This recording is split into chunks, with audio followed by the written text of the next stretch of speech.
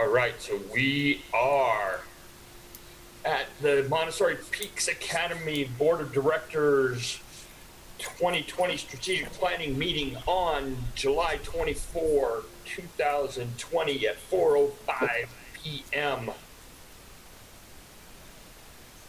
Do we want to do a quick roll call, Ms. Lisa? Do that.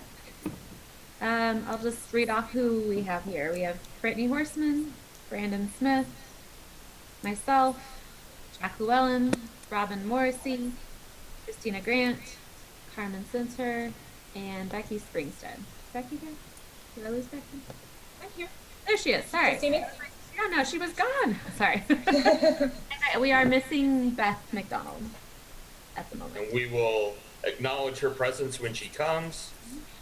And let's all just take a quick note of the Montessori Peaks. Help me, Lisa. What words am I missing? It's Friday afternoon. I'm as bad as everybody else. We can acknowledge our mission statement. Mission statement. Thank you. Just keep going. Yeah. Okay, so I'll turn this over to Christina and Lisa in a second. I think given that we've got lots of hours here in the next 2 days, people coming and going as they need to for childcare, food, bodily functions, etc., and then we'll just make sure we have a quorum and if and when we have to take a vote. And I did plan in a few break points as well. So there, with this long of a period of time and Friday evening, let's just all acknowledge that it's probably been a long week. It's been a long month. It's been a long year. And so, yeah, we'll make sure that we have some break points just to step away and reflect a little bit and try to balance that with who wants to stay online longer than we truly need to. Right, so I'll just try to judge where we're feeling, in terms of our ability to engage and stay focused. And we'll step away occasionally, but we'll keep plowing through so we can all get back to all the other things we have to do. So, if that sounds fair, I've got chat up so I can see it as well. So, if at any point if I'm plowing through stuff and you're like, no, seriously, I need to get some coffee or something, just you can also type it in the chat and I'll see it, or just, hey, Christina, shut up. Let's run. We'll start through the agenda. I think we all know it. Can't wait for it, etc. We're going to start off with the strategic themes and walk through some of the community data. We're going to want to confirm kind of where we've gone up until now from a strategic perspective, given especially the new folks to the board. So this is an opportunity to make sure you know what those strategic themes are and any questions, especially for those that are brand new to the board. And then we'll walk through some of the community data from our community, from the market at large. It'll be pretty heavy, so we'll probably take some breaks. Maybe short ones or just questions or whatever. 6 o'clock, I think we've still got Seth, right? Are we good for Seth at 6 o'clock? And Beth? He confirmed. Seth confirmed. Yes. Fantastic. Okay. So we'll kind of talk through that piece, and then hopefully not 8 o'clock, aiming actually for 7:30 to kind of wrap up, because it sounded like Seth's time there could probably be done in an hour and a half. So we're going to aim for actually 7:30 to wrap up and have John from DCS join us and kind of talk about what they need from us coming out of tomorrow, as one of the considerations for what our goals are. So I think, did I see Beth join? Maybe not audio yet? Yeah, no, I'm here. I was on mute. Oh, there we go. Okay. Acknowledging Beth's joining us. Jack, anything more official you want there? Okay. I guess not. Okay. Yep. Okay. All right. Moving right along. Tomorrow, we will start off again. We'll have some time to reflect. Again, there's pretty data heavy tonight. It worked well in our last strategic retreat to do kind of the data heavy stuff and then have a little time to reflect on it to the next day. We'll kick off tomorrow at noon. Again, Mr. Bryan, and I think Beth as well, kind of talking through what does a middle school require, so that we've got at least a baseline understanding as a board of kind of the basics and what that costs, maybe to a certain degree, right? Like, what do you got to have just to have the program go? Then I think Jana's going to join us around 1 to talk about our homeschool program development needs. That should inform kind of what we might be looking at there. And then start more of the brainstorm discussion, less presentation or data review, and get into kind of the meat of the discussion of, you know, what are our options? Who are we as a middle school? What do we want to do with our homeschool program development? And come hopefully at the end to what are those priorities as we move forward against our strategic plan? What do DCS and HCM need to know as they go into the planning process? And then write our next items to execute against. And then we've added the agenda item around some critical decision points that are necessary for the restart plan discussion. Any questions on kind of our goals? I know we want to stay focused. We got a lot of information to get through. Hopefully we've left more time than it's needed and we'll be done early, but questions before we get started?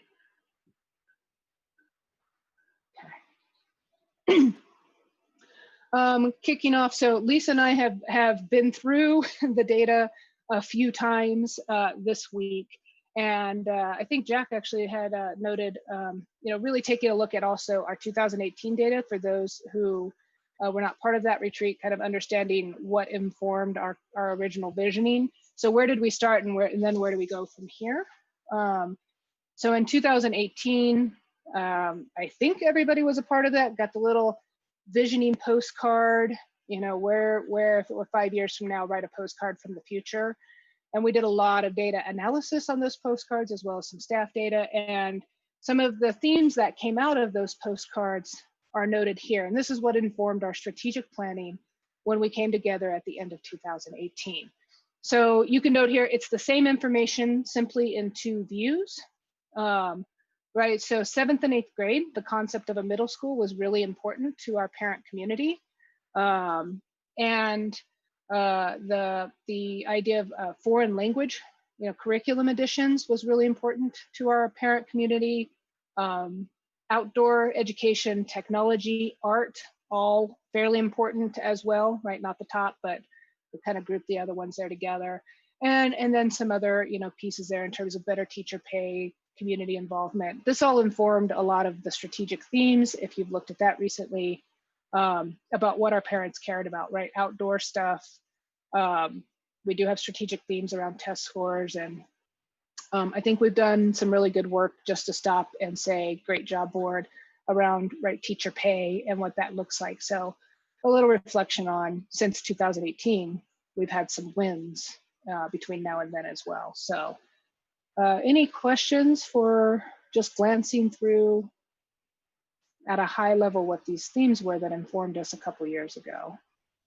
Yeah, Christina, did we have a count on how many parents and community members were involved in that? Yes. I don't remember the number off the top of my head, but we had really good, and I've got all the data. I can take a look at it. Wasn't it like 168 responses? Yes, that number sounds familiar. Yeah. It was pretty high. So I think in terms of families that we have, we're somewhere around, it was like 320 or something families in the last election, I think. And I don't remember what it was then, but we had a really strong response rate. It was like a 40 or 50% response rate in 2018. And this was a interesting and chaotic time for anybody who remembers that particular point in time in terms of the school. So there was a lot, there was a lot of really good engagement from our parent community, even on, something as kind of fun, and we tried to make it creative in terms of these postcards. Some actually had their kids, we had some pictures that the kids drew pictures of what school would look like to them in 5 years. So we had some really interesting and fun data to analyze to get to these themes.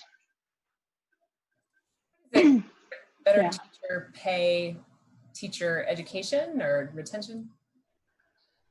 Oh, that one dropped off from over here. Let me look and see.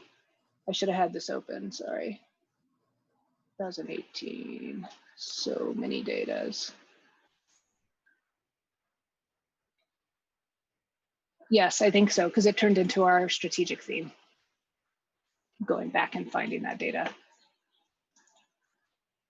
I will work on that one. Any other? I'm jotting it down too.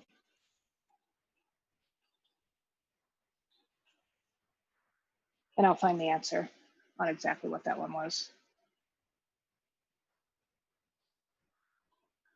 All right, I'm gonna move to the next one, just gives a little bit deeper dive. This was the data again that we were looking at in 2018 around the additional curriculum offerings. So we had kind of summarized all of them together and said, hey, these are all things that would impact our curriculum offerings. What's most important out of these things? So you have kind of the number of postcards that spoke to it, or the piece of the pie, whichever view speaks best to you. All right, Becky, I'm going to follow up on that one and No, track you're it good. down. I didn't mean to put you on the spot. I thought if you knew. No, I should have had that one open. I just pulled the slides from last time and was like, whoop. Well, if you have questions on this, Kia, you're going to love the rest of the stuff.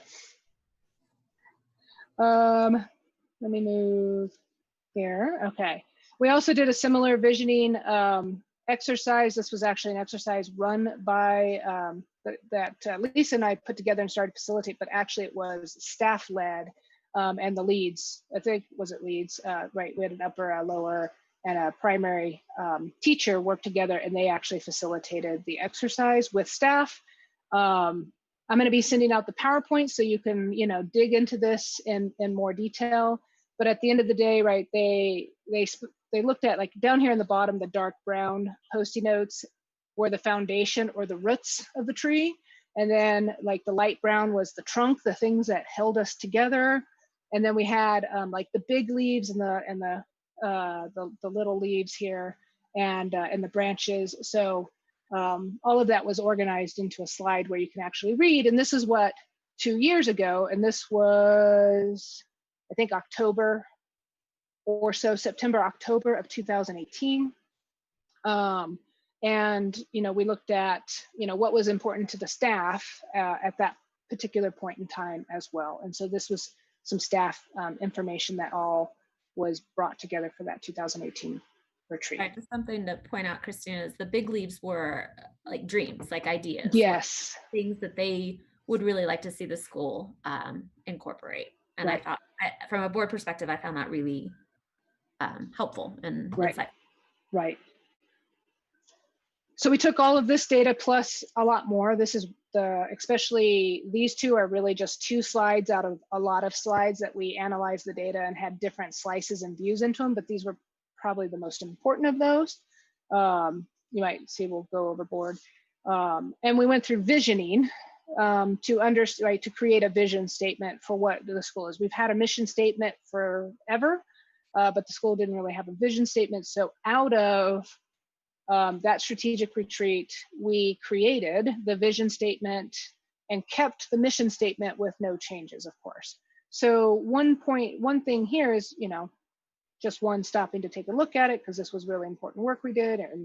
And does this still stand today? And especially as we look at the goals of this particular planning session, does this vision and mission statement align still if we are considering ourselves beyond what we are today, right? Maybe a larger homeschool and a middle school, do these still apply? I think they do. So I don't want to spend a ton of time here, but is there anyone who looks at this and goes like, oh, that totally doesn't make any sense at the middle school level?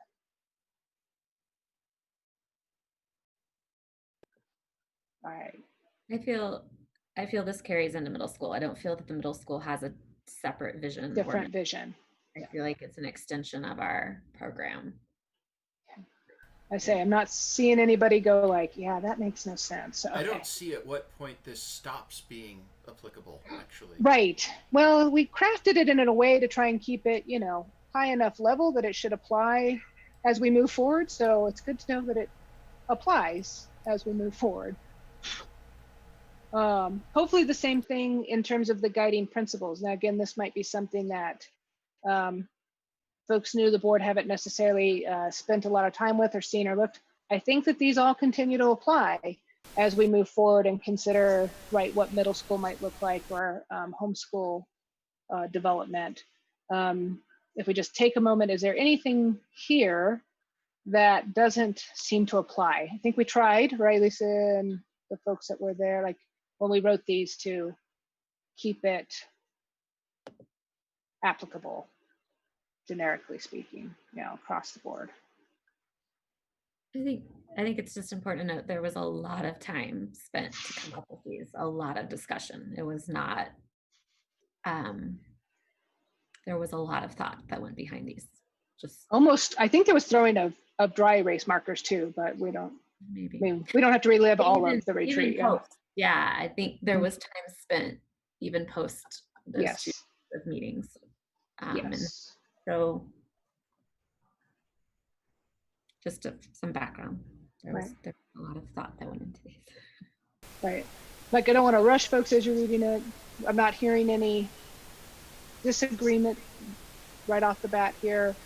So I'm thinking, yeah, I can continue. I got a thumbs up. Thank you. Okay. Out of those guiding principles and yet more conversation as a board, we spent so much time together. The strategic themes were written, and these were written after the actual retreat, and then we reviewed them, and then we've approved them. There's another version of it that has all of the objectives underneath and very, like, right, sort of excruciating detail. Removed that here and just wanted to stop, right, this is a time, a strategic planning retreat, or session at least. I'm not feeling like I'm retreating from life at all. The themes that we have, right, the 5 around middle school curriculum, community, our teaching professionals, and measuring student success. And we have some goals underneath these. Are there any here that it's time to revise, right? It's been a little over a year and a half now. I think we might want to like update the first one around middle school, because it seems like we might have moved a little bit beyond just exploring middle school, and we're into, like, you know, waist deep exploration of middle school. So if folks agree there, Lisa and I could go revise that and submit it back and deal with that later. We don't need to do it right now. So if that seems reasonable, we could do that. I would suggest removing exploratory.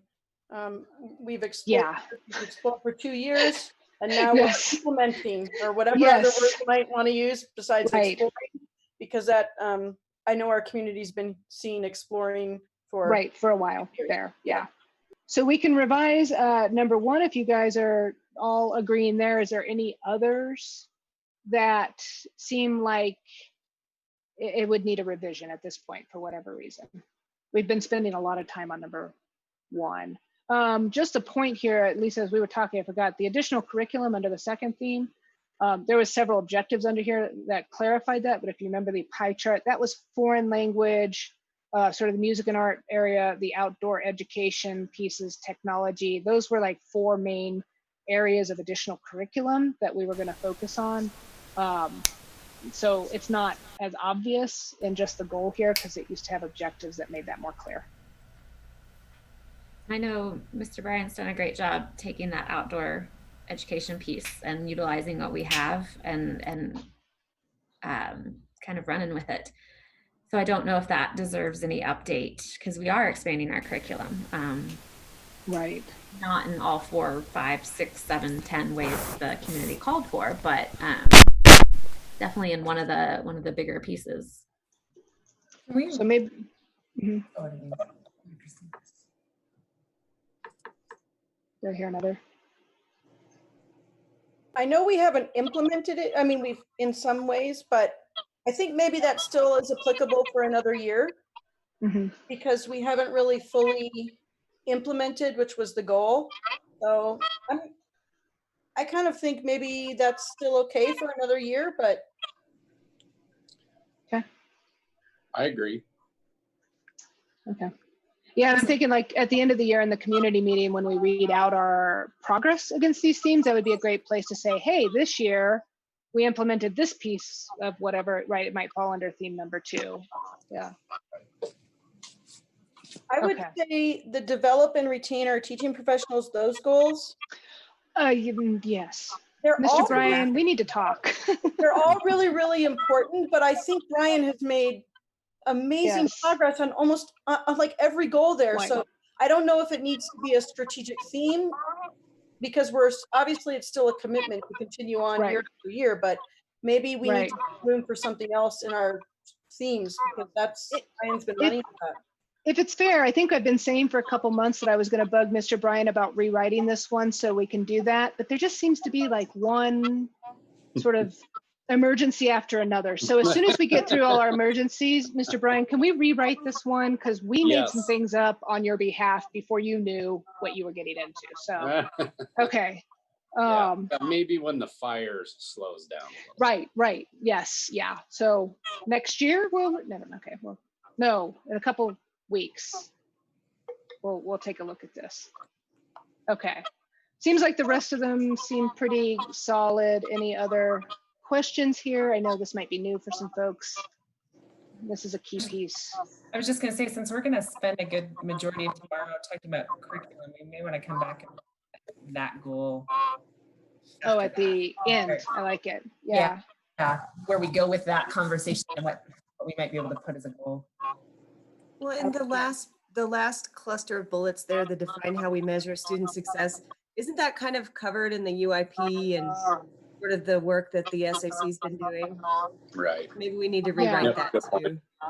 Okay. I know that when we developed this goal, it was more with a focus on like what's our body of evidence that we show, not just our standardized tests, but so the UIP is a part of that, but it was more focused on how do we as a Montessori school want to demonstrate our success to the larger community on a marketing aspect, to our parents, that will weigh their academic growth, that relies more than just the standardized tests as a factor point, or the MAP tests. And if there was something within the Montessori community. And I think some of that's been started with that conversation with NCMPS, and there's talk out in the community, but I think that one, first the SAC committee kind of was getting up and running, and that was the first year, and my thought was that this would become deeper work as we progressed into year 2 and 3, but that's just where I saw it. Maybe it would be fair to take a deeper look at number 5 and maybe revise it with Beth. I think you just signed up to work with me on that one, kind of with what SAC is doing, and then also to introduce you to some of the objectives that we had in more detail there and see if those are still applicable or not. And we could revise that and bring it back. So I've got number 1. We're gonna have to be more creative with no data this year. Yes, creative's a good word. So I'll look at revising number 1 with Lisa, Mr. Brian, number 3 someday, soon-ish, with no fires, and number 5 with Beth from a SAC perspective, and then maybe we'll come back and take a look at number 2 at the end of tomorrow. I think that's a good way to wrap up at the end if we have any bandwidth left at the end to kind of come back to this and see if any of our thoughts have changed. Right. Yeah. Okay. Got those notes. All right. So if we're good on those strategic themes, I think a lot of that is work that we've been doing, cutting across those. Now we can go more deeply into the work around number 1 and the middle school data. So taking a look at some of the market research available, there's going to be a lot of data here. I'll just warn you of that. So the intent here is going to be to walk through some of this stuff, and then afterwards I'll send out this PowerPoint so that you have it to reflect on overnight, and tomorrow morning, right, you can take a look in more detail. We've got a few key points Lisa and I will, point out. We'll have a little discussion of whatever you guys want. I just don't want to overwhelm you with the data, because sometimes that happens on a Friday night. Sometimes it just happens with me. I just do that to people. So, so the things we're taking a look at, right, was middle school and homeschool programs, right? If we think about who is the customer from a market analysis perspective, right, students, of course, right, what do they want and need? Parents, what do they want and need? And teachers, right, if you're going to be hiring and finding staff, what do they want and need if we're thinking about either homeschool or middle school programs? I think the market piece of it is pretty critical, because understanding what our competition is doing should inform our decisions. If we try to do the exact same thing that someone else is doing and they're already doing it better, might not be a win for us. So what are our opportunities? So I took a look at who are our competitors. I excluded private schools. Unless anyone has strong feelings, I could go back and take a look at some of those, but I think we've just got a different target audience in terms of being a public school. And then took a look at each of those competitors that were identified in terms of what are the products that they offer, right? If we look at another Montessori school, kind of who are they and what do they do? Do we want to do the same thing, or do something different? Like, how do we differentiate ourselves in the market? So that's kind of the data, the intent of the next set of data. Any questions before I start in on that? All right. Okay. So the really interesting stuff, right? So this is our middle school survey. Thank you, Mr. Bryan, for getting that out. Lisa and I went through, and also thank you for the Google Forms thing. Last year, a year and a half ago, we had to like manipulate Excel to get all these graphs, and Google just did it for us. It was fantastic. So we had 156 responses, which again is a really nice response rate. And here's our breakdown in terms of, you could check all that would apply. So of those parents, right, 26% were thinking from a primary, currently in a primary, 60-ish% were currently living in a lower elementary, world, and 46% of them were living in an upper elementary world. I thought that was really interesting, the breakdown, right? Lower elementary, that's fantastic, because, that might be really where we're targeting, right, in terms of time frame. But we got a lot of responses from upper L folks, and a lot of them who were like, I have a 5th grader, so can this happen for my 5th grader, right? So there was a lot of really supportive comments that we'll get into, but a lot of folks who were really interested at that upper L level. How important is an MPA middle school in your family's choice of middle school? Here we've got the orange piece, right? 47-ish% would definitely stay at an MPA school. 42% would they would consider staying at an MPA school if there was one. And then the 6.4% were folks who are just planning to attend a different middle school. Wow.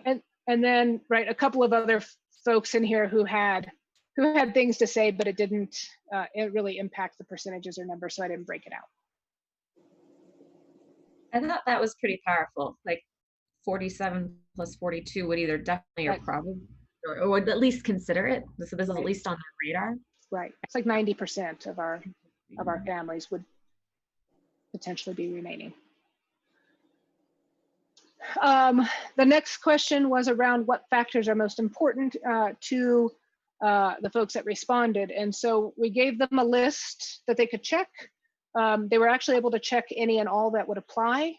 And then there was an open comment section. So of the 156 responses, kind of broke this out, there was some that were related to each other. So like Montessori inspired versus a pure Montessori curriculum. So 80% were interested in a Montessori inspired curriculum that would transition to traditional high school. and 16% all checked pure Montessori. Now they could have checked both. I didn't dig that deep into it. I did look, and I can safely say no one just like, there was not people who just checked everything. So it kind of ends up looking like, but there are people who checked a lot of things, but there was no overwhelming consensus where there was like 50 people all had the same check marks. So these are all different combinations basically of the check marks coming up to these percentages. STEAM versus just, the STEM piece, 70 versus 28%. Thought that was a pretty interesting thing. And then we had the ability to check specifically music and art. So 50% of the respondents said music, 38 said art. And then band and orchestra were actually called out. Over here, there's these are the other comments. So this many people felt strongly enough about something to put a comment in. And there's 2 in here that say band and orchestra specifically. When I copied this in, it doesn't bring all the titles over, so that's why I did this piece. But there are 2 in there that called out band, orchestra, or instrumental music specifically. And one person who I think duplicated themselves saying rock guitar classes. So I was like, wow, 2 people said rock guitar classes. Exactly, that's fascinating, but I think it just duplicated, apparently. So those were kind of the big differences there. Foreign language and practical life came in real high, right, with 70 and 68%. So still a key thing. In 2008, foreign language was a really key thing as well. Practical life was something new that we had added, so that wasn't in the 2018 data as clearly, because that was comments. We were analyzing postcards, not something they could check the box. And then the next section kind of groups together 54, 51, and 51% with accelerated academics, trade skills, and the outdoor education. Athletics came in at 41% of the respondents. And then there were some other community suggestions, right? The things that they put in the other box, religious curriculum, diversity and social justice, social emotional, critical thinking, and passionate teachers were all important factors to some folks. Mostly one-to-one there, so. I wonder what they had in mind for religious curriculum. I was interested in that as well. I could probably go back and find that question and see if there was a specific comment. But when we analyzed the comments, I didn't see anything that specifically called out religious curriculum. So I didn't try to match it up.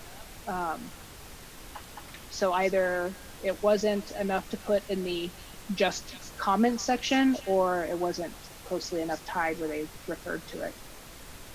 But I don't know. Yeah. Questions, comments, concerns? Digesting the data? I'm really surprised at the STEAM versus STEM. Like I would have thought maybe opposite. I don't know. I didn't, as a humanities lover, I love that the arts are included in that, but I didn't expect to see that big of a difference between those 2 curriculum. I was surprised that the academics piece was a little bit lower than I expected. So I don't know, I guess when I'm looking at this, I'm kind of getting the sense between practical life and the STEAM piece, like our community is a little bit more holistically minded about the whole child, perhaps than I would have expected even going into middle school. There might have been a different definition of accelerated academics. That's true. So it did have more detail there where we talked about GT or access to high school curriculum, right, in the middle school setting. So that's a good point to kind of clarify what was in the survey around that. Practical life referred to culinary, budgeting, right? Maybe like the kind of home ec types of things. What did practical life mean? That's kind of how we defined that in the survey. And then trade skills was more along like electronics, shop class, that kind of thing. Any other questions, concerns? I think you mentioned it, but foreign language continues to be really high. It is. It's really high. I was surprised to see that on both the elementary and the middle school as high. Yeah. Yeah, I thought that was interesting. That's maybe something to look at as we look across both elementary I think we know that the younger you start kids in foreign language, the easier it is for them. So that could be something that, not just thinking of middle school, but K through 8 as a school, who are we? There might be a large call for that. Yeah. When you look at this, this isn't hugely, besides the focus on maybe technology or STEM and the foreign language, a lot of this aligns with the Montessori programming, practical life, increased academics, so I think, Maybe we've been teaching our parents. Right, they don't take up huge space. Like they're not like something that, art is something that's putting art aside and a little bit of music maybe, but this isn't, something that can't be done. Right. Yeah. The Montessori inspired versus pure Montessori is really, I'm not surprised by that response. I kind of have a feeling that our community would lean that way, but it's really interesting to see. Right. I think that from that point, I wasn't surprised either, Lisa. But I think it's interesting when we get to talking later about what we think our enrollment might need to look like, and what population we draw from. If it's not a solely very pure Montessori model, and maybe a Montessori inspired where other kids from outside of MPA will move into that world a little bit better, that might open up our competitiveness and our ability to fund, seats in the school. Right. Whereas if we were a pure Montessori, that would be a lot more difficult. That's a good point. I hadn't considered that. So the last piece of data out of the survey is the comments. So we just left a kind of open comment field. And then what we did is I did a pretty rapid analysis of it, categorized it, coded it into some categories that made sense to me. Lisa did the same thing. And these were kind of the pieces that we found that there was a significant, we agreed, right? We found the same themes. So there was a lot of folks who just put in comments, love the idea, can my 5th grader go, how fast can you do this, that type of thing. Yeah. The other kind of big transition, or what theme was around transition. This is a time of transition for kids on multiple levels in different ways. So we kind of coded a bunch of things together under this theme. Kids are, it's a transition, kind of into that high school mindset, right? Keeping that, very self-directed and independence, right? So their kids are transitioning out of, it's not just extended elementary school, right? This is something different. They need to make a move. It needs to be something different. They're graduating, if you will, right, into something new to match their new stage of life. Christina, can I add something there? Yeah. About last year when we've talked to staff a little bit about middle school, and we found some, hey, hold on, sorry. Go look at your game. Awesome. Good luck, Kaden. Okay. First baseball game today. Yep. When he, when we talked to staff last year, some comments came up about the Montessori cycle and how the need to leave the community that you've been in and explore a different part of your community and a different part of your world. And I think that these comments are interesting. That I don't know, I didn't read the specific comments myself, but if you put them together, it seems to be kind of like a commingled direction for the middle school to consider about, making it different than the elementary MPA. It's not the same. It needs to be something different, a little bit. Right. Yeah, there was definitely, I saw that kind of an underline. And some of these were like taking paragraphs and kind of coding them down to transition.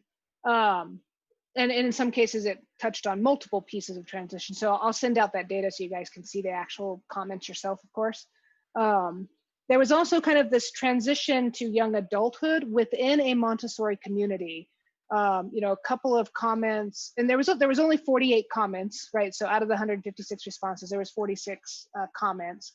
But there was a couple of fairly poignant ones that were calling out, there's a lot of change for kids at this stage of their life, right? You've got puberty, and then you're going from Montessori into traditional school settings, right? Different peer groups all of a sudden. And so, you know, wanting to make sure that there was solid support for kids going into that, not just by remaining within a Montessori community that they valued, but also having specific supports around social, emotional, and academics for that type of transition. So just some of the nuances under the idea of this time of transition. And then there was a few comments around homeschool, like what is homeschool inclusion within these plans, which I thought was interesting because technically I believe homeschool is already through 8th grade, but maybe it's not something that folks think of. I don't know how many 7th and 8th graders we actually have currently. That might be an interesting thing to consider, is how do homeschool and middle school overlap, and what does that look like? Any questions on the comments piece?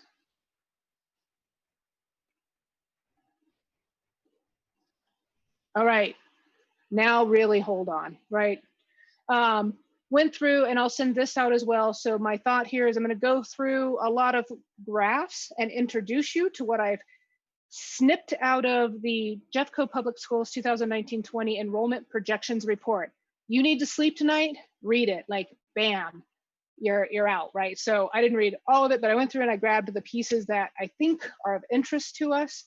That being said, right, so Jeffco has done this, and they looked at all kinds of really fascinating information, not just like birth rates, but also building permits and that type of thing. So this is their projections report. We're just leveraging it into, you know, our discussion. So kind of enrollment summary, these are district managed schools. So they do in the report focus on district managed versus sort of charter schools, and they are different buckets. So these are district managed schools. So I'm gonna just try to call out some of the differences there. They pulled a historical enrollment, very boring graphs. I mean, right, like there's differences of like less than 1,000 students here, but you can see the bar graphs. The things that start to be interesting, I think, on here is we can see broken down by grade, what is being projected, or this is historically, right? So this one's historical, the next one's projected. But you can also see an interesting trend down here. I grabbed, oh, I gotta grab sorry, I don't have the page number. This is a different page. The historically, the percentage of enrollment that has been district managed, right? The big bar versus charter managed, the little bar, but that has been steadily increasing and is projected to increase a little bit going into, say, next year, for example. So this is just a lot of information, a lot of charts that will look very similar to this, that we'll look at quickly, or if you have questions, stop me. But then it's available for you to reflect on. With our county, it's just shocking to see how flat it's been. Right. Yeah, right. Yeah. Yep. I really thought the projections would need to be for much higher. So I think there's a lot playing in there. So this pulls from the demographic data, the birth rates, building permits. So I think that there was some, I don't remember who I was talking to about it, but like movement between counties, right? So Jeffco district, you know, for county, people are moving to Douglas County because there's more building going on there versus not as much building going on in Jeffco, for example. So there's a lot of interesting information in there. I think it's like 64 pages or something like that, and didn't want to give that all to you guys. So, I mean, you can have it. I'll send it. Don't worry. Right after this, you'll have it all. Projected enrollment is projected to continue to decline. It's still not huge numbers, right? You're looking at less than 1,000 kids overall declining in the next couple of years, but that's still a declining pie. If I'm thinking of all enrollment, you know, as a pie, the pie is getting just a little bit smaller, or is projected to get a little bit smaller. And this was all done before COVID, so it might be interesting to consider, what does COVID do to these projections? That's not included in here at all. And also this is those charts, was that with the charter schools in there? This one, I believe, is still just district managed schools. Yeah, so the charter, because the charter enrollment has been climbing every year and is projected to continue to climb. Right. And I can go back and I can double check on page 21 if this was looking at all district kids, but it seemed to have a pretty strong, like there's some charts just on charter schools later on. So I think that this is just district managed that they're looking at. So I went through and kind of selected out some markets and articulation areas that seem relevant to our context here where we're located. So looking at Bear Creek, Chatfield, Columbine, I didn't even know what an articulation area was, to be quite honest, but I learned really fast, like, oh, look at that. So these 4 areas that we tend to pull from, right, that are close by for us. And then I pulled all of the option schools because that was what was available, and that's where Free Horizon is, and we would consider them perhaps a competitor from a Montessori perspective, and then the charter schools as well. So similar data available. So for Bear Creek, right, it's projected to decrease just sort of slightly. So you can see bar charts if you like bar charts. Over here, we've kind of got by grade level again. So if we're looking at a 2022 start date, you know, what are we looking at in Bear Creek as the sort of the number of kids available from that particular articulation area that we could take a look at. But, you know, perhaps more interesting, what I was looking at here was who's our competitors, right? From a middle school perspective that we might be, you know, wanting to take a look at. So this is what informed the selection of competitors later on. Also interesting, pulled this from a later page. The percentage of students, district versus charter. So in Bear Creek articulation area, they've got a 15% of the kids in that articulation area are actually enrolling or choicing into charter schools, which was relatively higher, right, than the sort of standard 10 or 11%. And so that might bear some interesting questions of what's going on in Bear Creek. Like, why would they be moving into charter schools at a higher rate than average? Any questions for Bear Creek? I think that's kind of a interesting geographic area of South Jefferson County. And so I do think the 15% bears noting. That's something to maybe kind of dive into. That there are families that are seeking something other than what's being offered. Right. And that's the world that we're living in as a charter or a choice school, right? Is hey, they like choicing over there. They know about choicing. They've got some reason they're choicing. Is that an area we might want to focus our attention into, especially if we're looking at what's going on at Bear Creek K through 8 or Carmody Middle School, you know, and what we're competing against there. Chatfield area. So this one's interesting. They're, you know, looking that there's a more significant decrease in students there, right? The 5% decrease. Again, we can see kind of what might be going on at the 6th and 7th level. I think looking also at pre-K, K is interesting to see what's projected going forward as well, because if we're looking as a K through 8, right, we want to actually get them at K or pre-K and just keep them the whole time, you know, if we can. So maybe something to consider there too, especially in the Bear Creek version, right? Because they've got Bear Creek K through 8. So where are we competing against elementary schools? Where are we competing against middle schools? And where are we actually competing against other K through 8s? Because those might be different things that parents are looking at when they are making decisions. The Chatfield area, they've got a much lower than average, right? So less than 7% of folks going to charter schools in the Chatfield articulation area. This might not be terribly surprising because you've got Bradford there. And I don't know a lot about all the schools around me, but I've heard of Bradford and I've heard of it a lot. So as such a, you know, excellent school. So this might not be the area that we're focused on in terms of trying to get a bigger slice of the pie, but that was kind of my initial reaction. I don't know what other things folks might think about Chatfield, but the middle schools there, Deer Creek and Falcon Bluffs. And then Bradford is got a K through 8. Any questions here? I know you're going to get into this a little bit later, but Deer Creek has a interesting middle school offering. So I think a lot of people are satisfied with their neighborhood offerings. Right. Because but we'll get into that later. So like, Yeah, okay. Keep going.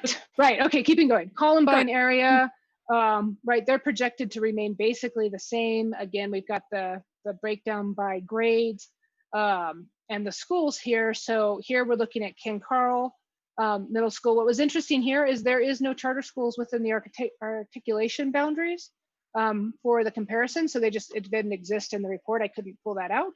But I thought that was interesting because here we are sitting right on the border of that articulation area and our own with Dakota Ridge to say, you have no charter schools.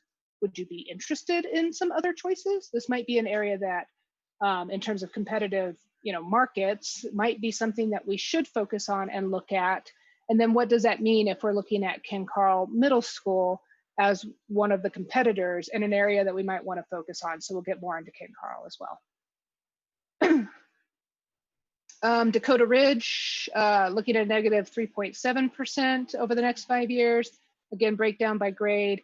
Here we're looking at, and this is our own articulation area, Summit Ridge Middle School as sort of the competitor middle school at that area. There's no K-8s in this area, but here, we're right on average with about 10% of our kiddos in this articulation area going to a charter school. Any questions, Dakota Ridge? Okay. Pooled option schools, it's relatively, the one that's interesting here, right? We got Free Horizon now as an option school. So, kind of seeing what their projected enrollment is looking at. These might be something we would consider competitors as well, given that they are not your traditional neighborhood school. They're not a charter, but from a parent's perspective, I don't know, does that always make a difference? It might just be something different than their neighborhood school if that's what they're looking for. And it's projected to increase by 13% over the next 5 years because they're looking at a new elementary starting up. So I think understanding that, especially with the options and the charter schools, new schools opening or schools closing, or the change from like Free Horizon from a charter school to an option school, I'm thinking is impacting some of the projected enrollment numbers. So just a consideration there. Hey, Christina, can you explain the difference between an option school and a charter school? I can do my best and then ask Mr. Bryan if he knows a better answer. But I think an option school is like the innovation schools within the district. So it's a district managed school that is not a charter. It's not under a charter, but it is not a traditional school. Perfect. Great answer. Yep. Yeah, they're not under charters. Correct. Right. So they're run by the district, but they offer curriculum. They offer like a specific, fairly unique curriculum. As well. And the district owns their building, so they don't have to pay for their building, which we all know is expensive. That would be a key differentiator too. I think, and there's some interesting ones in there. Yeah. Something to note, and correct me if I'm wrong, but I've been trying to follow along Warren Tech is really more hands-on trade curriculum, and it's getting a lot of buzz and a lot of interest and a lot of momentum. Or do they offer a middle school? I don't know that. I thought it was just high, but I don't know. That's so too. My understanding is that you have to be 16 or very close to 16 to enroll. So there may be some overlap of enrollment here. Mm-hmm. And I only know that because my daughter's is going to be doing half days at Warren Tech in this coming school year and half days at Open School. And they have that agreement between there was talk as well of a Warren Tech South on the Dakota Ridge campus or near the Dakota Ridge campus that would be coming too. So it is interesting with that many tech schools. That's good to note. I'm going to add taking maybe a little deeper look at Warren Tech and their offerings, especially if there's going to be something on Dakota Ridge. That makes it much closer in terms of potential competition. Okay, and then last but certainly not least, charter schools. So here I included both the historical and the projected. So this is the historical numbers by school, by grade, right? Kind of overall bar charts. It's interesting, I think, to note here that it has increased over the last 10 years by 57 So that's a pretty big number, which makes it interesting when we take a look at the projected enrollment. It's suddenly over the next 5 years looking at a 5% increase over the next 5 years. So I thought that was interesting that it seems to be stabilizing out in the projections. And so, you know, that's interesting because that charter slice of the pie is the one that we might be, you know, interested in looking at. So here we've got all of the other charter schools in Jeffco, and then charter enrollment by grade projected. And I think that maybe the district, one thing that's not reflected in here because they just don't have the data yet because it hasn't been long enough, is how is that move from 6th grade into the district middle schools going to impact families who might have been fine with a neighborhood school in middle school, but now are changed their mind to consider a charter school because of all of the factors of that. I don't think there's enough years for them to have looked at that. But it might be interesting to look at that here with those changes starting to happen. What happens in the 5th, 6th, 7th, 8th grade range historically? So we do have the historical numbers from a charter perspective. And all of the historical data is also available in the report. So I can send that out, and that might be interesting to take a look at. Is, I don't know, what do we see, if anything, yet, right? Preliminary, you know, findings there on what might be happening with the 6th grade thing. Although this is 2019, 2020 report. So. Can you go to the projections again? Yeah. Can you hold on there for a second? Yeah. Thanks.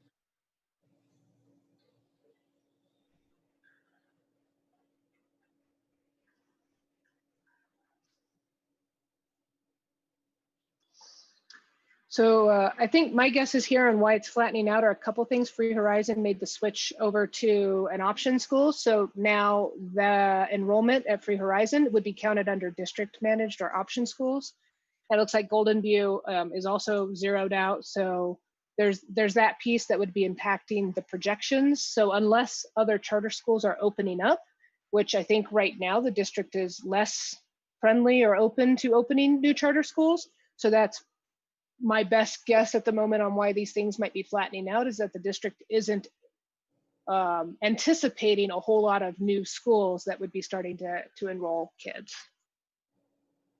I don't know if folks have other like gut feels on why this might be happening. Well, isn't the district projecting a decline across the board? A decline across the board, so that would even some of it out, the loss of Free Horizon on this set of numbers.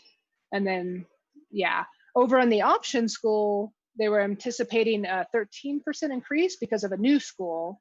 So I don't think that there's a anticipation of any new schools on, you know, charters. And I mean, I don't know if there's any other charters that are coming in to try and start up.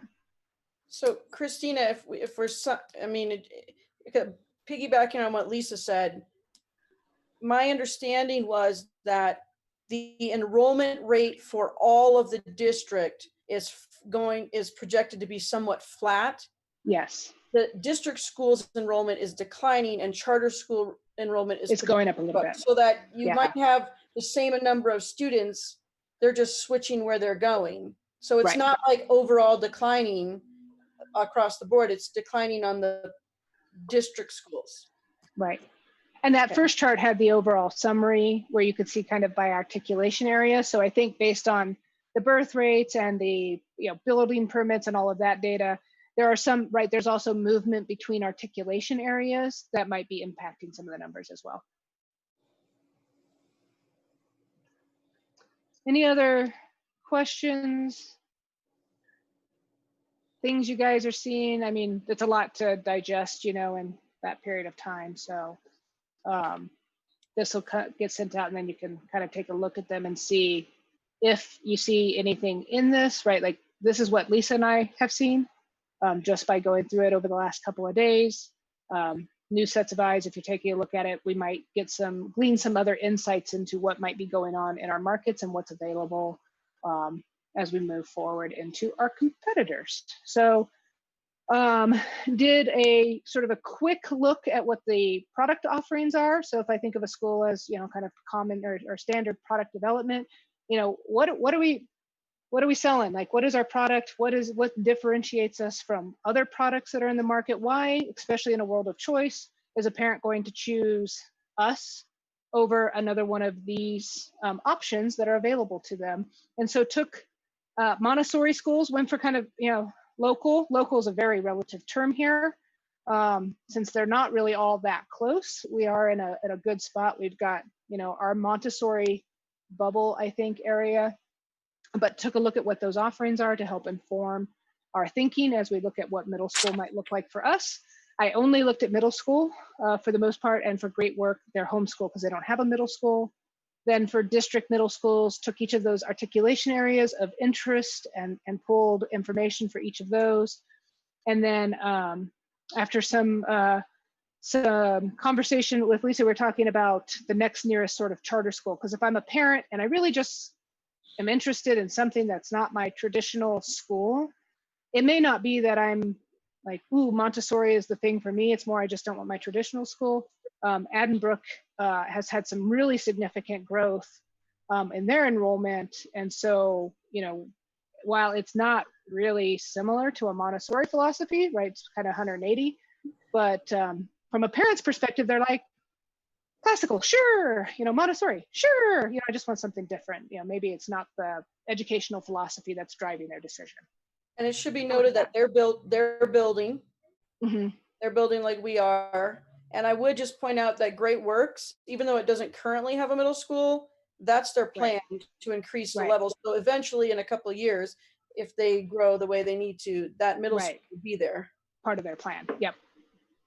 So let's take a look at Great Work. So what I did is I went to their websites and I tried to pull what I could. If I were, looking at it saying, what is this school? Who are they and what do they do? Like, why would I want to choose them? That's what I went looking for on their websites. And it's quick and dirty. So I'm just going to be real honest about that. So I included a link.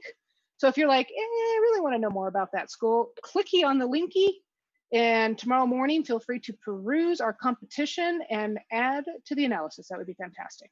So Great Work, homeschool, they didn't have any information on any potential middle school. So I had to limit it to what they do for homeschool, right? Farming, project-based enrichment offering for homeschools.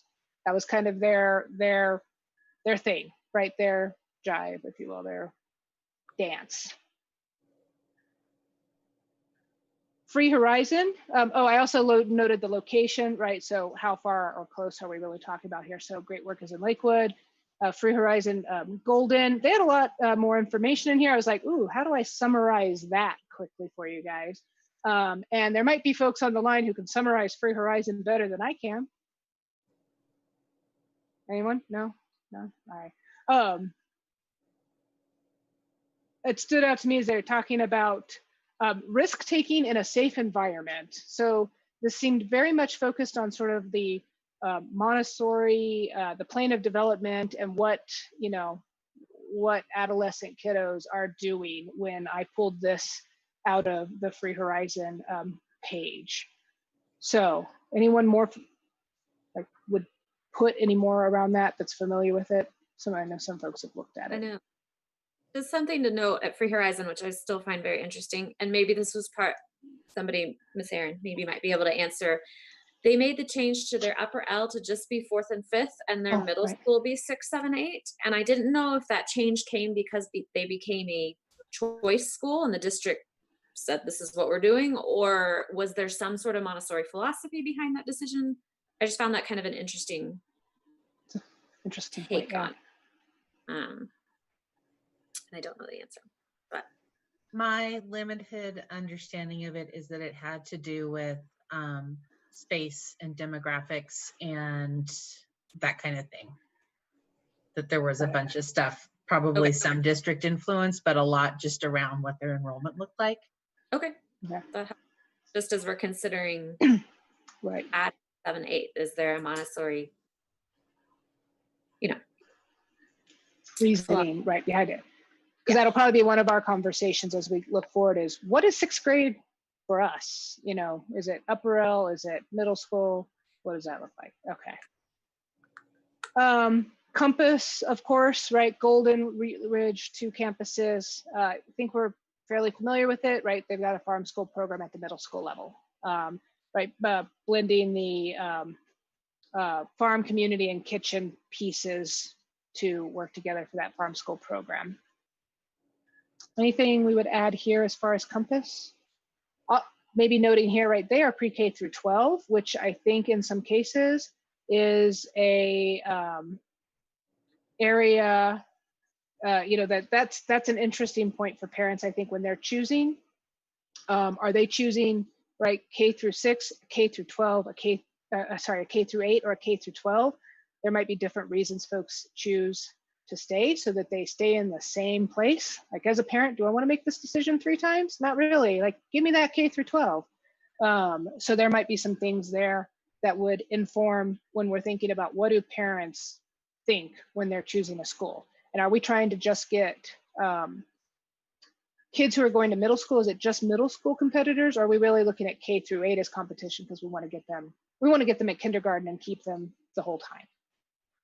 Some considerations. DCS, not all that close, but hey, we come up against Douglas County, and so, right, our very southern border there could be kind of edging over if we wanted to look at out-of-district options. We're close to Douglas County, we're close, Littleton Public is right there, Denver Public is right there. I didn't really go into a lot of out-of-district, but that's something that we could take more of a look at. Don't know that that's a huge piece of the pie because they're always like lower on the priority for enrollment, but we might want to take a look at that type of thing. This is what was on their webpage for middle school. I did not feel informed as a parent if I were going here, but I listed 2 links. So I did dig in a little bit. I figured if I went and looked at their faculty, it might inform what they teach a little bit, but you might want to take a look at that one. They had like, they had a business teacher, and I was like, well, what are you teaching? I'm not sure. I don't know what that means in terms of curriculum or programs that are available. So I could not find much on just the website for DCS. So has anyone got some familiarity here about what that program itself might look like? Otherwise, there it is. That's all I got. All right. Into our neighborhood schools, Carmody Middle School. So this is Bear Creek articulation area. I think that was the articulation area that had a really high charter percentage. So interesting dynamics, whatever's going there, parents like choice. So, something to note as we're looking at Carmody Middle School. This I was able to pull off of their profile page. They do have, every school has a different website, so there's other information if you want to click and just bounce around and look at what these schools are. That's why the link is there. I tried to pull more of their program, like what programs they have available, but I admit some of this was kind of tough to pull out because every school has it a little differently or doesn't have it at all. So Carmody had these programs listed and sort of their sources of school pride. So I'm seeing there the STEAM piece, project-based activities, certified with the esteemed CTE certification, career technical education. So I'm not sure if that's kind of within TraceCo. I don't know if anyone's familiar with that. I've not had time to go figure out what that means, but it's esteemed, so that was good. Any questions, comments? Anyone familiar with Carmody or any ideas and thoughts here about this particular middle school? And they have a pretty big area, right? This is all the northern Bear Creek. Yeah, the Bear Creek area. I didn't really pull up a map of exactly what the school boundaries or the boundaries were for the articulation area. I lived right across from that school for almost 5 years. They're you did. That's the new park, the Carmody Park and the Kendrick Lake. It's right there. Right. Yeah, that birthday party when I realized you were on the board and our kids were in the same class. That was fun. I remember that. I think they pull from Morrison as well. Mm-hmm. It goes, yeah. So like Bellevue, Red Rock. Bellevue. Yeah, Red Rocks feeds into it. And just elementary, sorry, yes. And again, anecdote is not data, right? But I do have a handful of friends that are at Red Rocks Elementary, and they all choice into Summit and Dakota. 1, geographically it's closer for them, and 2, they feel it better aligns with kind of what Red Rocks Elementary is setting their kiddos up for. Just throwing that out there. Not data, just not data. Right. All right. So probably it sounds like, given that choice, that percentage of choice, this might be an area to take a little bit deeper look, especially if those, you know, if they're close enough for us to draw from, and parents or families there like choice, and for some reason they're not liking the offerings that are available at Carmody. You know, looking at what Carmody has available, you know, maybe that's an area that we would dive into. The other option there is the K through 8, Bear Creek K through 8. I had, again, a little bit of trouble here grabbing just program offerings. So I grabbed their mission vision here, had some information. So our K through 8 middle school option program continues this vision by offering inclusive small middle school feel. I did find that as I was starting to read these things, boy, they got all kinds of buzzwords and like marketing words like small middle school feel, like, ooh, like those might be some things we might want to start thinking about that parents might respond to or resonates with parents. Spanish language immersion classes, interscholastic athletic programs, a wide variety of elective options. Right, and they're really pulling on their K through 8 because you can be there for 9 years. So yeah, maybe parents are really liking that. I only got to make this decision in kindergarten, and then they're just staying with it at that point, potentially. Questions for Bear Creek? Anyone familiar with it or have any additional anecdotal insights? Okay. Bradford K through 8. Again, we had to go into sort of their vision pamphlet. I think it was targeted kind of to parents. So I was taking a look at, you know, what do they got? And then they had on their website a section for programs. So expeditionary learning was right at the top of their pamphlet. That seemed to be right there, a good chunk of what that meant for them.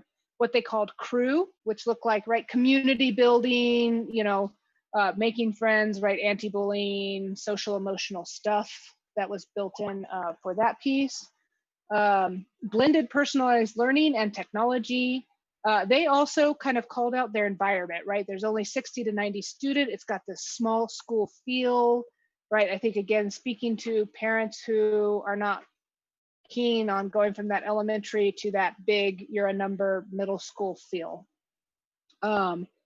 Which might be interesting to go back and look at the enrollment data again in terms of which of those middle schools are really big, and that might be a deterrent for some parents. Tina? Yeah. I know it's not out in the packet, but I pulled up Amanda's email from when she was on the board and yes, sent that information out, which I felt was really helpful. And she was going through all the middle school parent nights and stuff during that time.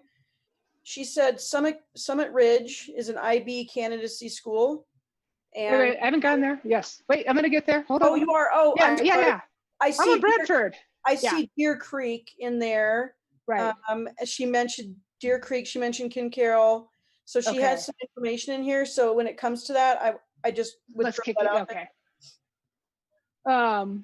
Okay, so for Bradford, right, this is Chatfield articulation area. Again, I'm not sure that we've got a whole lot of pool there because Bradford's pretty well known, really high rated, goes K through 8. They go straight over to their high school. And as Lisa said, they're probably as happy as a clam over there, and just maybe not what we're trying to get into. But hey, here are some of the things that they're working on, and it's working for them. So it might be an area that we take a look at in terms of what's working well. That's a nice thing there. They also had the adventures. So that was the outdoor education piece, and they noted gifted and talented programs as well as the band and choir. So here's Deer Creek, so we can see what Amanda had to say on that one. They called out, you know, yes, they've got their core curriculum, right, meeting their Colorado learning standards, and then I think Lisa mentioned this as well, the STEM and humanity pathways. So they had sets of courses that you could take for these two different pathways.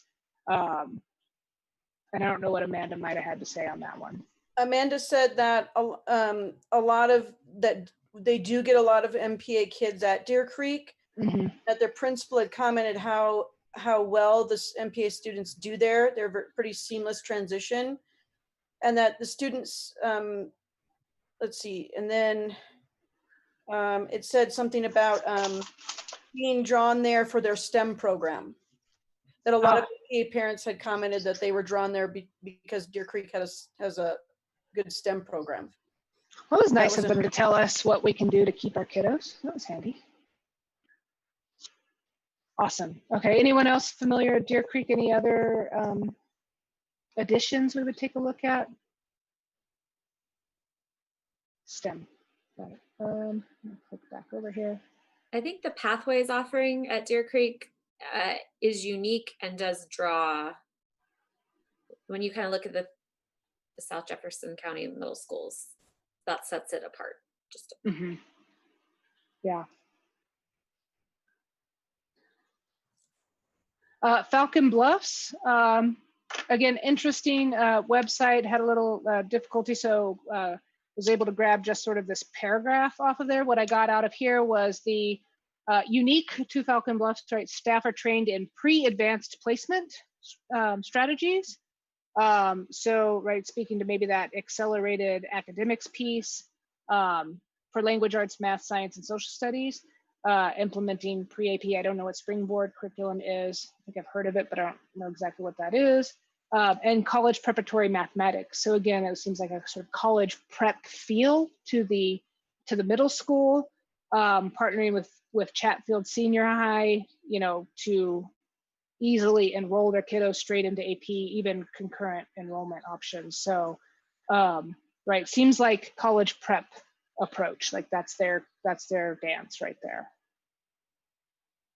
Anyone familiar with Falcon Bluffs or any other insights into that one? That might be something to add to our plate to consider when we're talking about developing the middle school. We're going to need partnerships when we're new.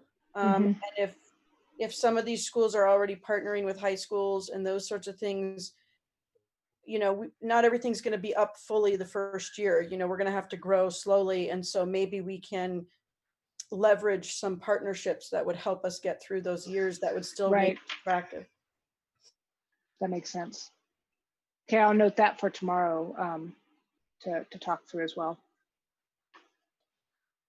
Ken Carl Middle School, I think out of all of our kiddos, this is one of our primary schools that kiddos tend to also feed into, Ken Carl. So this is the Columbine articulation area, and they don't have charter schools within the border. So this was the one that was kind of like, hey, we're kind of right there. And you don't really have choice schools or charter schools. So are you interested in choice schools? But this might be one that we'd be more directly in competition with if we're trying to, you know, pull some of those kiddos over to us. And they had some pretty clear information available in terms of what they're offering. So, right, their GT Center program, that was a big piece of it. And then you can kind of see some of the things. They've got really, you know, some strong clarity here around what it is. STEM, they got, even in the engineering classes over on the right-hand side here, they just got a lot of different offerings. I found this one fairly interesting. Amanda also said that another big piece is not the curriculum, it's the after-school activities. And that every middle school kind of had, of these ones we've been talking about, has a different combination of kind of their after-school programs, but that was a big draw for many parents as well. Let me write that down too. Yeah, I only looked at programs, yeah. And I was going to say, I highlight the GT Center is at Ken Carl Middle School, which this past year we did have a number of MPA students. They're headed into that GT Center. Right. Sixth graders that are going in. But do we actually know our percentage of kiddos that kind of fall within that ALP GT world? At one point, Brian, he's going. I bet he's got that on the tip of his tongue. Yeah. I think with the identified, it was up to 30%. Brian, I don't know if that's. Yeah. Say the question again. The percentage of our kiddos who are ALP or for GT. We had school-wide, we had 32 last year, Okay. but then we have another 60 students that are one piece of evidence from being accepted as a gifted or talented student. So that's quite a few. I mean, if you kind of look at the spectrum there, Right. That means they have 1 or 2 pieces of evidence, but not enough. Boy, that's a large. It's almost 90. That's over 90 kids from a K-6 perspective. And I think this last year's 6th graders, out of the 40 some that left us, 13 of them were GT kids. So it was a lot. Okay. So our numbers will shift this next year, and then we got to go back into re-identifying the new kids that come to us, and then the youngsters that are coming up. So it's kind of a shifting point, kind of goes up and down depending on the year. But the way Alex and Beth and myself really look at the data, that helps identify kids that may have been passed over in the last couple of years as well. I say, is it fair to say that recent events might be a little disruptive to that process right now? Yes, entirely. But I still think it's doable, but I just think it's going to kind of lag because it is so data specific. And we didn't have our map testing in the spring, and that's a key component of that. Okay. And do you, off the top of your head, the percentage of kiddos with IEPs, they're calling that out here too. So just if we're considering our own situation there, like what is our percentage of IEPs? Do you know, across the school, you mean? Yeah. Let's see here. Beth, do you remember? I'm trying to remember. I think it's like 7 or 8% of the school. I don't remember, but I might be able to look it up real quick. Yeah, I don't have that document just on, but I can run the math real quick.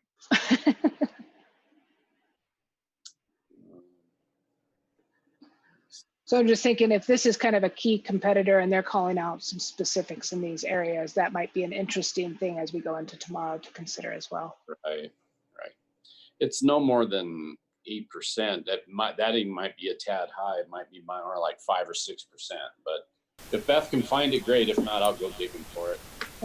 That's 8% would be 31.04 kids. I don't know where that 0.04 kid is, but that was me. Yeah. That's you Brandonizing it, huh? Yeah. Brandonizing. Any questions for King Carl? Any other sort of insights from folks who might be familiar with it?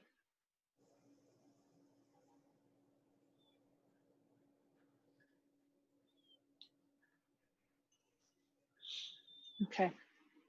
They've got quite a few things on there. I was just like, a lot of stuff. Like, do they really do all of this? Do we know? Do they really do all of that? Can they put it on there if they're not really doing? I mean, okay. The other school I think that we have a lot of kiddos head off to is Summit Ridge. That is part of the articulation area that we are in, and they've got a lot of program information. I had a lot of trouble even fitting it on the page. And of note, I think here is there a candidate for the International Baccalaureate IB program for middle years. And they feed into Dakota Ridge, which I guess has that same designation at the high school level. And so something for me to learn about, but some people think very highly of it. Lisa, I don't know if you want to speak anything to what that is, or if folks have questions or other things to note here. I know it is highly regarded as a very rigorous curriculum. That's about all I know about it. Okay. I did IB in high school. Yeah, it appears AP. Interesting. Would that be accurate, Brandon? Basically, the experience is it's AP everything. Yeah. AP everything.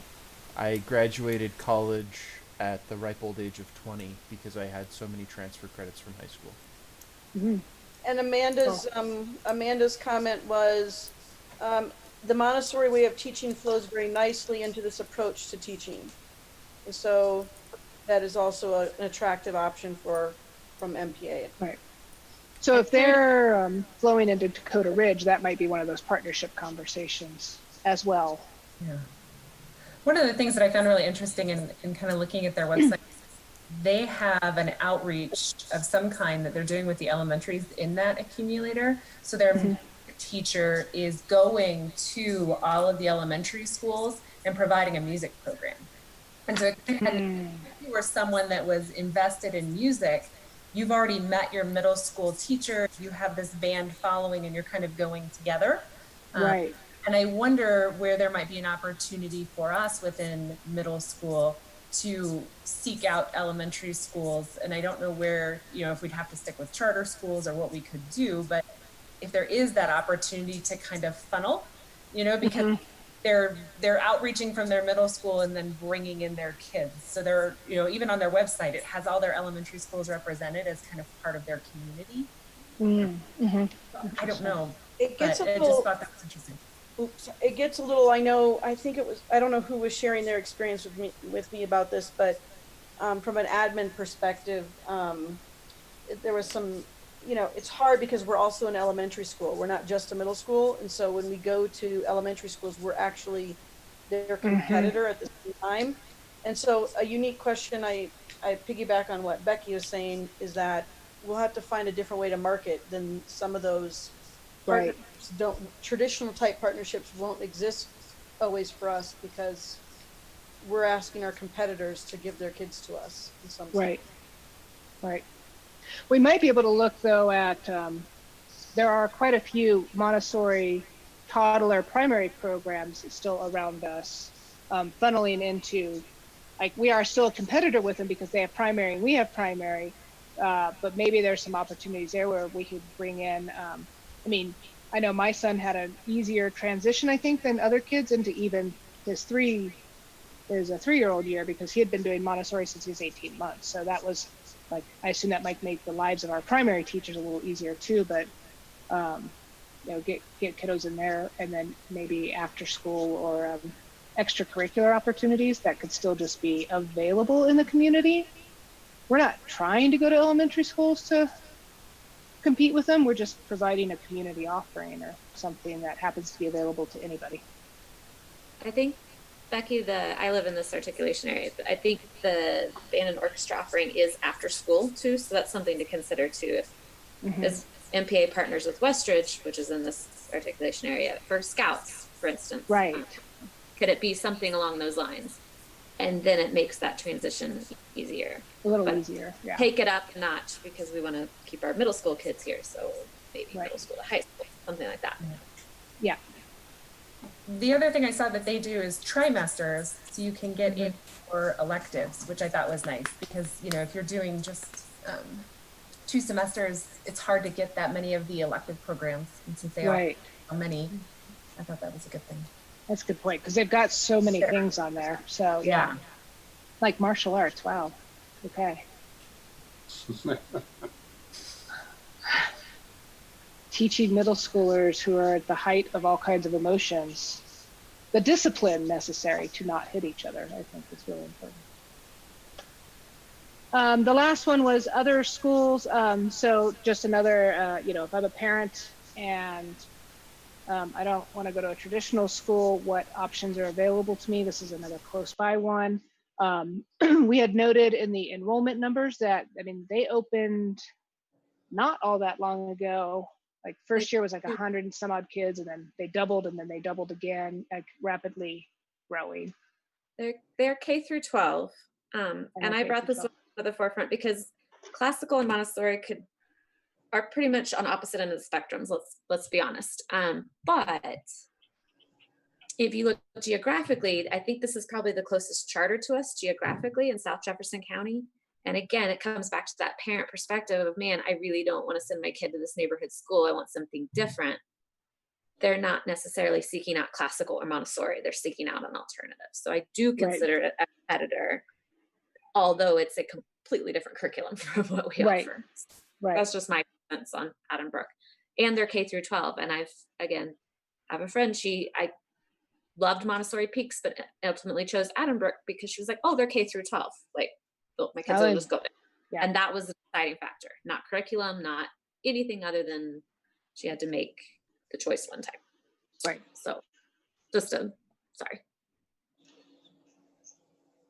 So part of that consideration of really, you know, how are we getting on a parent's radar at the kindergarten level? And maybe K through 8 is just bringing us to parity with some of our competitors, but we're still not at parity with some of our other competitors that are K through 12. Maybe they don't want to drive all the way to Compass for K through 12. And maybe Montessori is interesting. So, hey, K through 8, now we'd be on par with, say, Free Horizon, who's K through 8. But that's just another thing parents are thinking. Any other questions? Oops. That was kind of the last competitor. Warren Tech is kind of missing, so I can do a little bit there and maybe bring that back later, or maybe it's something folks take a look at. Yeah, I'm Googling Warren Tech. My takeaway that I kind of wanted to share from all of this, because we've gone through it a few times, Christina. So, but what dawned on me going through it again just right now is the market in South Jefferson County for middle schools has a lot of large middle schools with lots of different offerings. But if you're looking for a smaller middle school to support your child during those tough years, what are your options? And so maybe that's really what we need to consider as we move in. If we look at a market analysis, and how do we compete? Right. It may not be possible to compete as another large middle school, and maybe that's okay.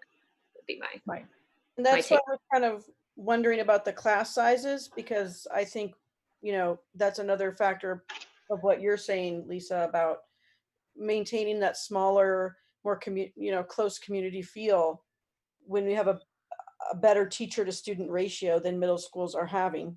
Mm-hmm. Parents kind of have indicated that and that's anecdotal again, but they go to middle school and it's like now the parents are kind of cut out. Their kids it's the teacher to the kids, and in a lot of schools the teachers don't even interact with the parents except for a 15-minute parent-teacher conference twice a year. So that's something that parents coming from our school that have transitioned to middle school have said was quite a shock from a parent perspective. Right. Bradford was actually the only one, that one stood out to me. Bradford was the only one that had actually called out the parent and community involvement as part of their approach or their dance. Plus the smaller school. And if this is sort of a model of, hey, this is working well because this one's in pretty high demand, that's an interesting thing to note, is what does parental involvement look like at middle school?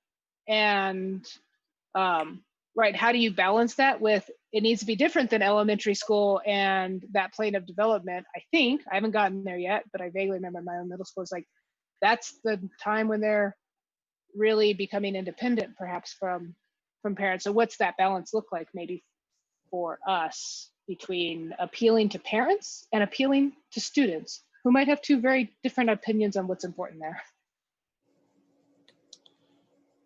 Yeah, that's just very expeditionary learning, where you bring the parent. When you go to a meeting there, you have to do crew activities like students do.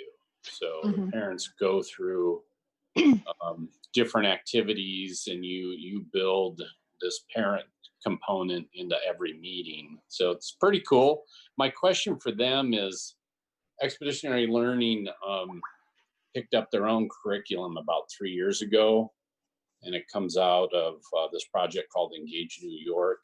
And it's very rigorous. I taught it for a couple years, but it's also very deep as far as critical thinking and stuff. And the math just blows parents' mind.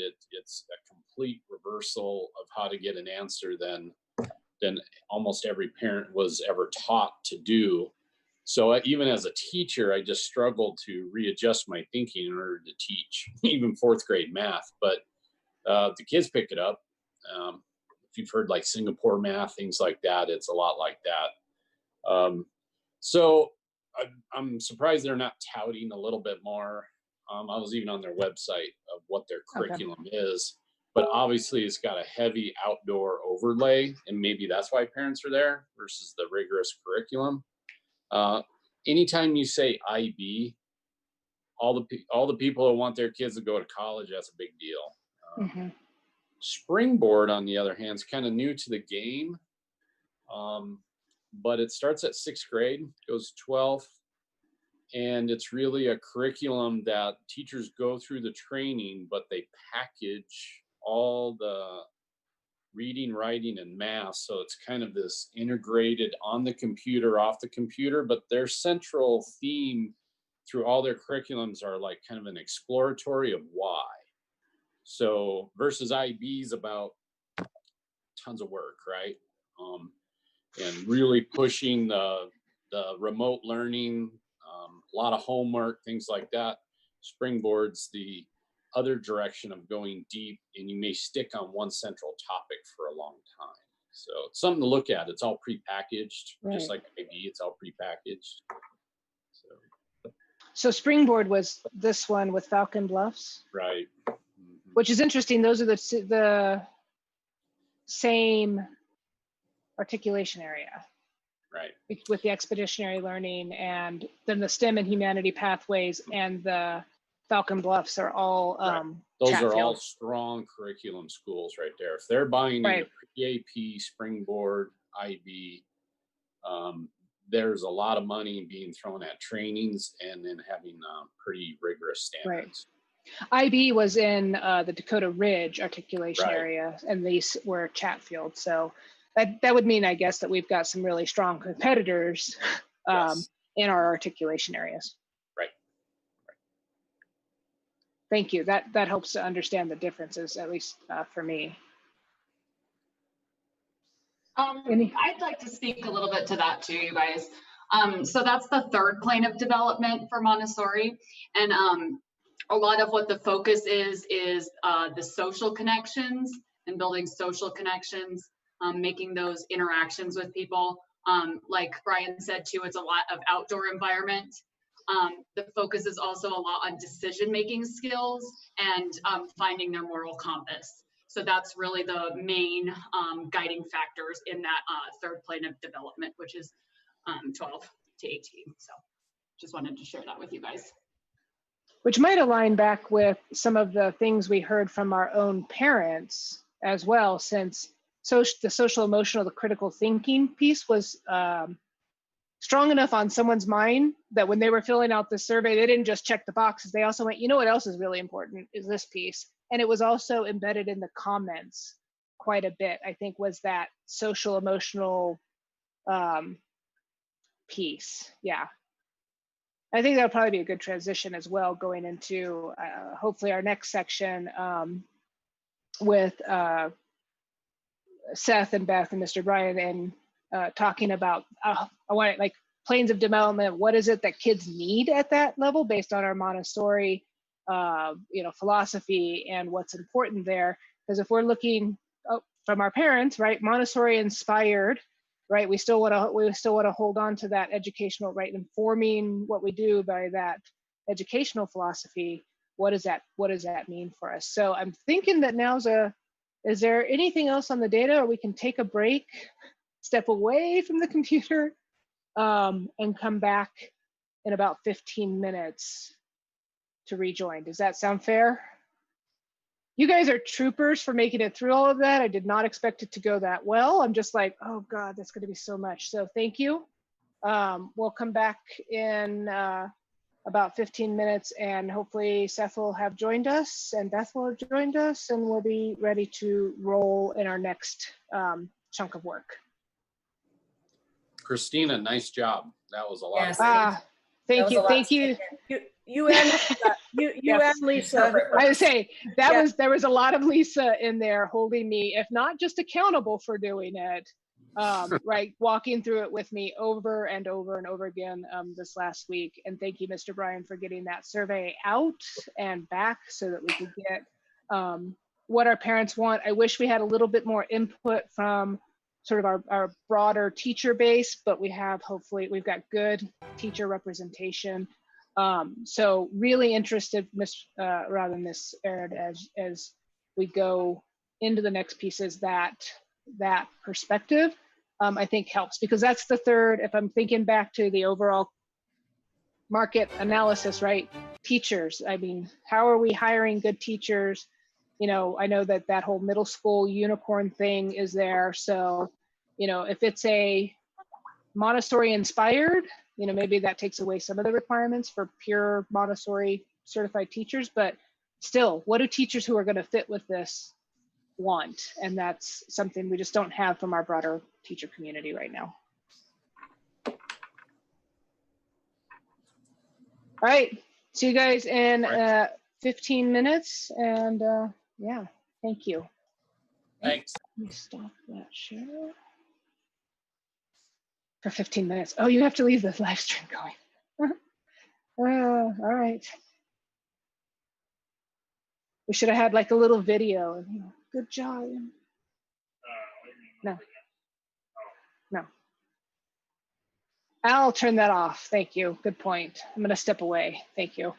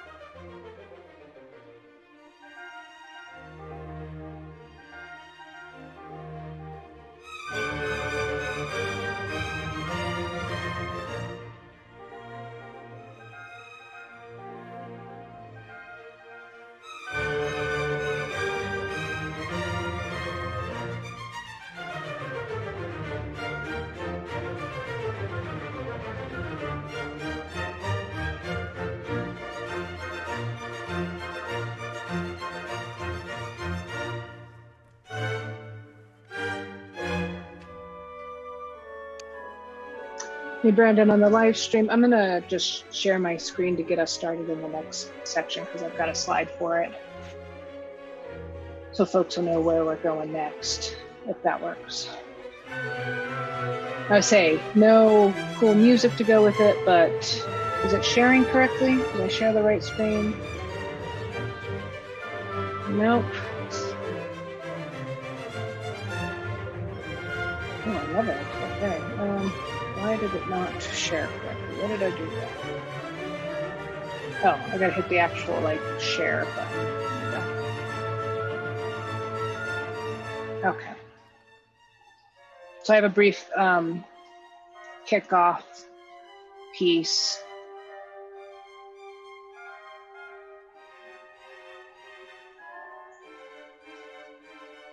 Just to set the stage.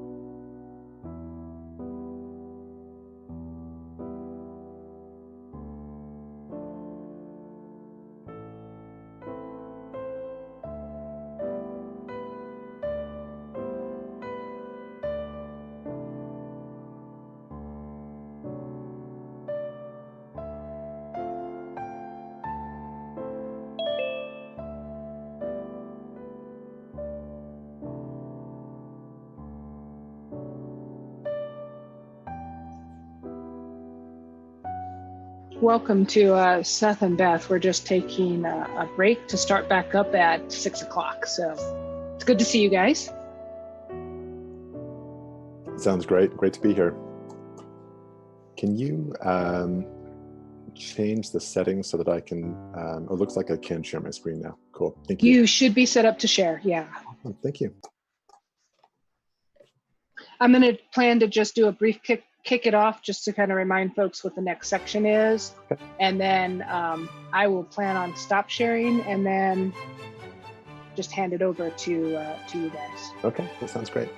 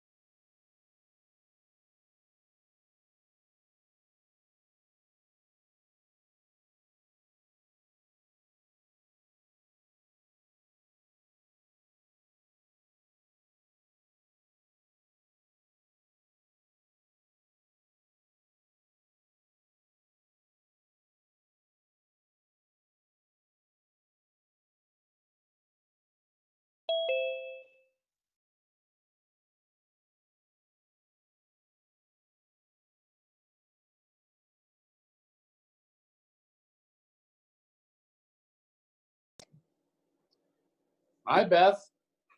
Hi, Seth. How we doing? We're doing well, Brian. How are you? Pretty good. Thanks for joining us tonight. Absolutely. Pleasure.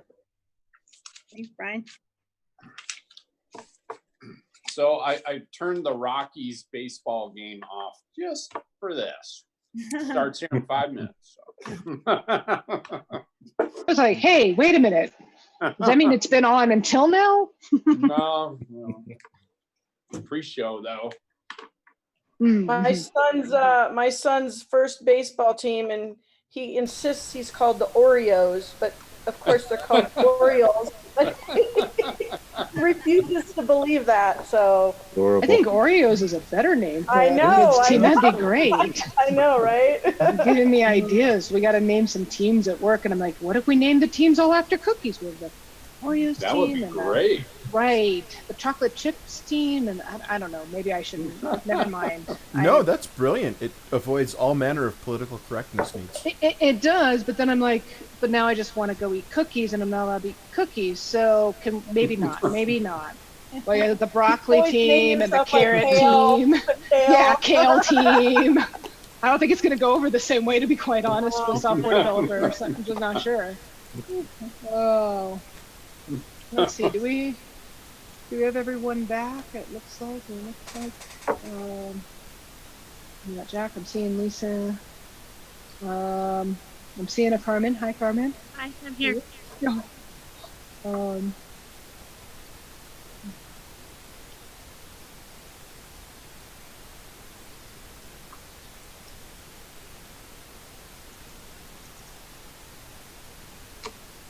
Jack looks like he's here. Okay, I couldn't tell. Oh, is that okay? Yeah. Oh, yeah. There's the side of his couldn't tell head from right it there. there. Yeah, like he's like this part. Like, oh. All right. And Miss Erin, are you back? Yep. Okay. So you're back here. I'm just going to kick off really briefly because I had placeholders in the presentation. Make sure we had points for Brian, Beth, and Seth to kind of take over. And just sort of some of the goals here, I'd like an opportunity and thank you, all three of you, for diving into and helping us understand what's it really look like at Montessori at the middle school level, and what's that landscape. And I know some of the questions that had already kind of come up from board members around, understanding what student needs look like, from that planes of development perspective, and what Montessori might be able to look like at the middle school level. Some specific questions too that might come up around what's GTE look like with Montessori, and then Montessori and technology, right? Two areas that are interesting. And then some of the common challenges, and there's probably some, experience there to draw on in terms of that personal experience of what it looks like to go through this, and some of our crazy questions that might pop up. So with that, I'm going to stop the sharing piece and just completely hand that off. I'm going to try to stop sharing. There it is, wrong button. And hand that completely over.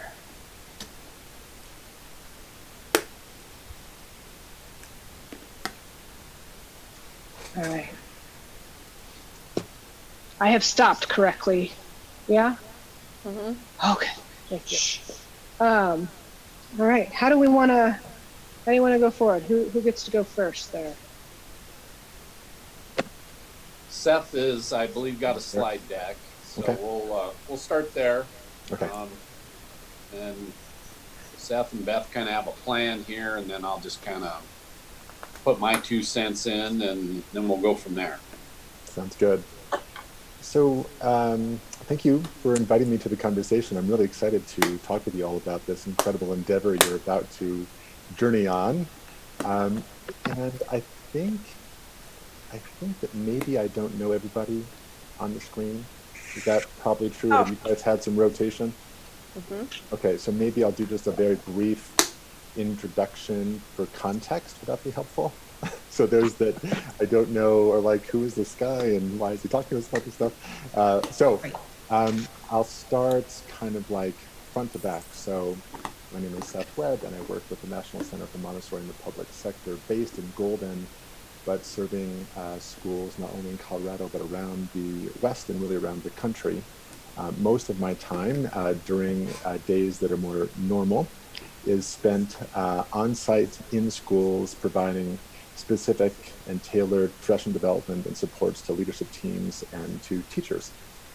I also host a lot of online workshops and webinars as part of our suite of services that we offer schools around the country.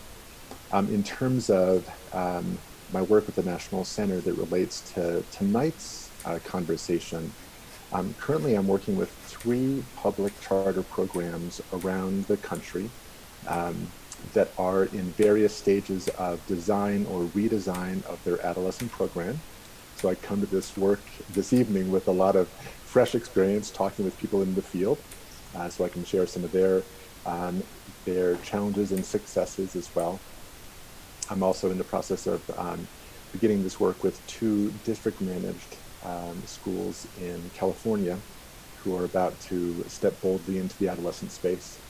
So that's kind of commensurate of how my work in the adolescent domain is fleshed out through my role and responsibilities at the National Center.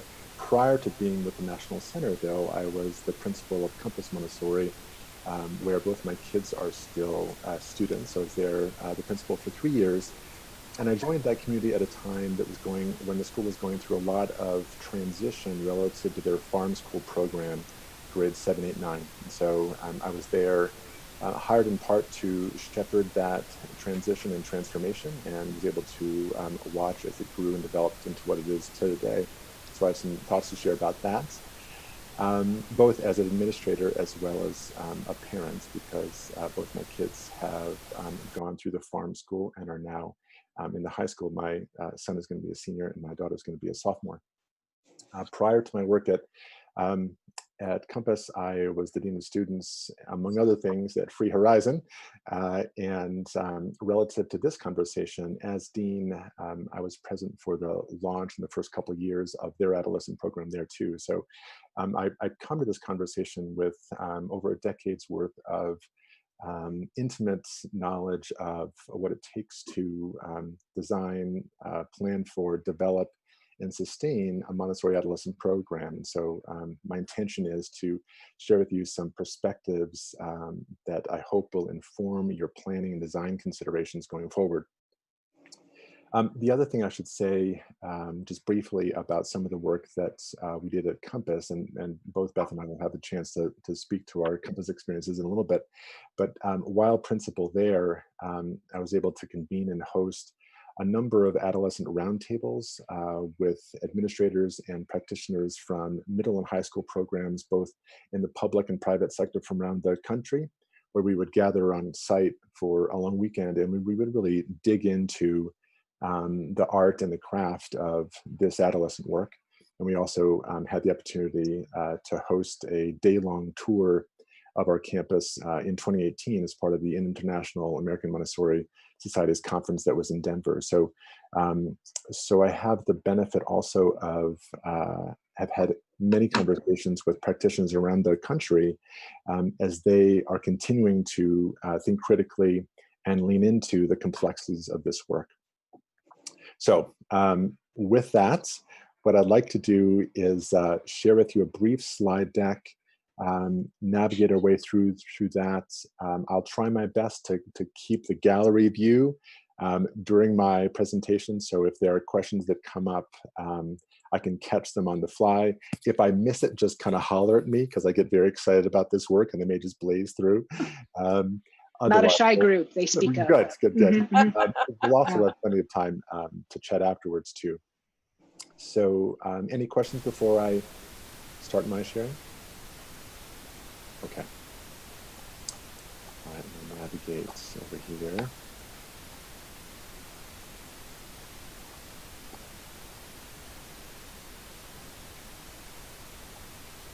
All right,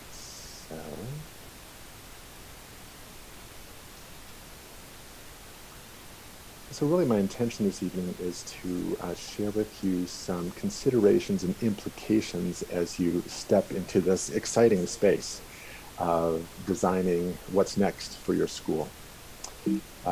And what that looks like is a couple of things. We're going to spend some time looking at the philosophical foundations of this part of Montessori programming.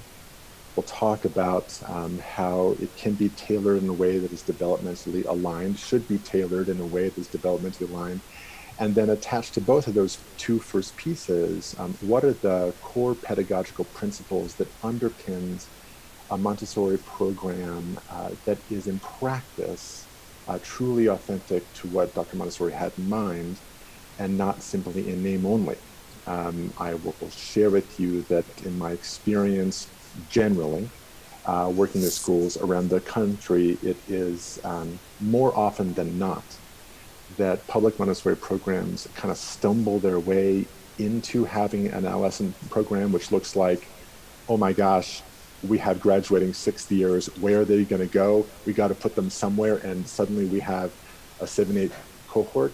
As you can imagine, that kind of stumbling in doesn't tend to lend itself well to a program that is thoughtful, intentional, and has sustainability, right? So there are many schools that fit that bill because they are caught, surprised, needing to serve a community without having these prior conversations. It is so exciting to know that you've had these prior conversations for a while in ebbs and flows, and that you're at a place now, especially with the purchase of the church, where you can really, explore more fully what this looks like. So my job tonight is to speak to those top three pieces, and then perhaps as part of our conversation with me present, or as you navigate your way into further conversations, these next four pieces around program development are really critical for you to explore. Like, why are you doing it in the first place? What are your intended outcomes of having a Montessori adolescent program? What are the expectations of your family community? What does it look like in terms of vertical integration? How will the adolescent program be attached to the community in upper elementary, in lower elementary, and children's house? Will there be, and what will that thread be manifest? And then lastly, what kind and what suite of communication and engagement will be necessary as you think about the launch of your program in fall of 21. I'm going to just stop for a second because it looks like my internet is unstable. Am I at all wavering, or are we good still? You choppy it a little bit, but I think you're fine. Okay, holler at me if I need to shift to my hotspot. I have a number of different players in the house. I'm sure you've experienced this, right? On their own devices. So, so let me know if I need to shift. Yep, I will take care of that for sure. Thank you. Okay, so moving to the next piece here. I thought before we got into the nuts and bolts of programming as it relates to adolescents, I thought it might be healthy and wise to spend some time just doing a quick dive into your core principles, mission, vision. And unless these have changed in the last 12 months, I think these are the same ones that I remember talking to Brian and Beth about, but I think it's helpful to bring these things front and center as we're thinking about designing what's next. So the mission of Montessori Peaks Academy is to achieve high standards of individual excellence by guiding the whole student through an exceptional learning experience based on the educational philosophy of Maria Montessori. And the goals of Montessori Peaks Academy education are to foster the eager, autonomous, and individualized learning of all students, to enable students to develop their intellectual, physical, and social potential to the fullest extent possible, to facilitate the development of each student's independence, responsibility, and respect for others, to help students make smooth transitions from concrete learning to abstract thinking, to allow students to attain mastery of basic skills and knowledge, and to encourage students to develop strong proficiencies in problem-solving and critical thinking skills. And in the vision, Montessori Peaks Academy is an educational journey, preparing each child to uniquely contribute to our shared community. Lovely. And lastly, in terms of guiding principles that inform the day-to-day practice, honor the individual child, champion a culture of excellence, prepare lifelong learners, create responsible world citizens, and adopt the Montessori method to this time and place. So let's explore this a little bit in more depth. So, you've seen a slide like this before, I'm sure, in a variety of parent education conversations that you've had in the past. We are often spending time exploring Dr. Montessori's role as a physician and a scientist, maybe as an anthropologist and an ethnographer. I want to leverage her expertise in all of those fields, and also spend some time talking about her role as a philosopher and as a child advocate. And that will really, I think, influence our conversation this evening as to the attention behind developing an adolescent program at Peaks. So when it came to developing an adolescent program, Dr. Montessori really saw education as social transformation. This was the capstone experience of a long arc of education where the student was about to shift into adulthood. And she wanted to ensure that the child was prepared to fully engage in society, not only to individually have a personally fulfilling life, but such that they will be the vehicles and the agents for social change. Just think about the time in which she grew up and was living and developed her method. So much of what we know of her method today stems from her life through a very rich and challenging period of the world's history. She wanted also to be ensured that there were optimal key experiences that were aligned to natural development. I'm going to speak a little bit more about that in a moment. That we are consciously, as educators, as administrators, and as the community at large, we are moving from concrete, sensorial, hands-on experiences to more abstract experiences.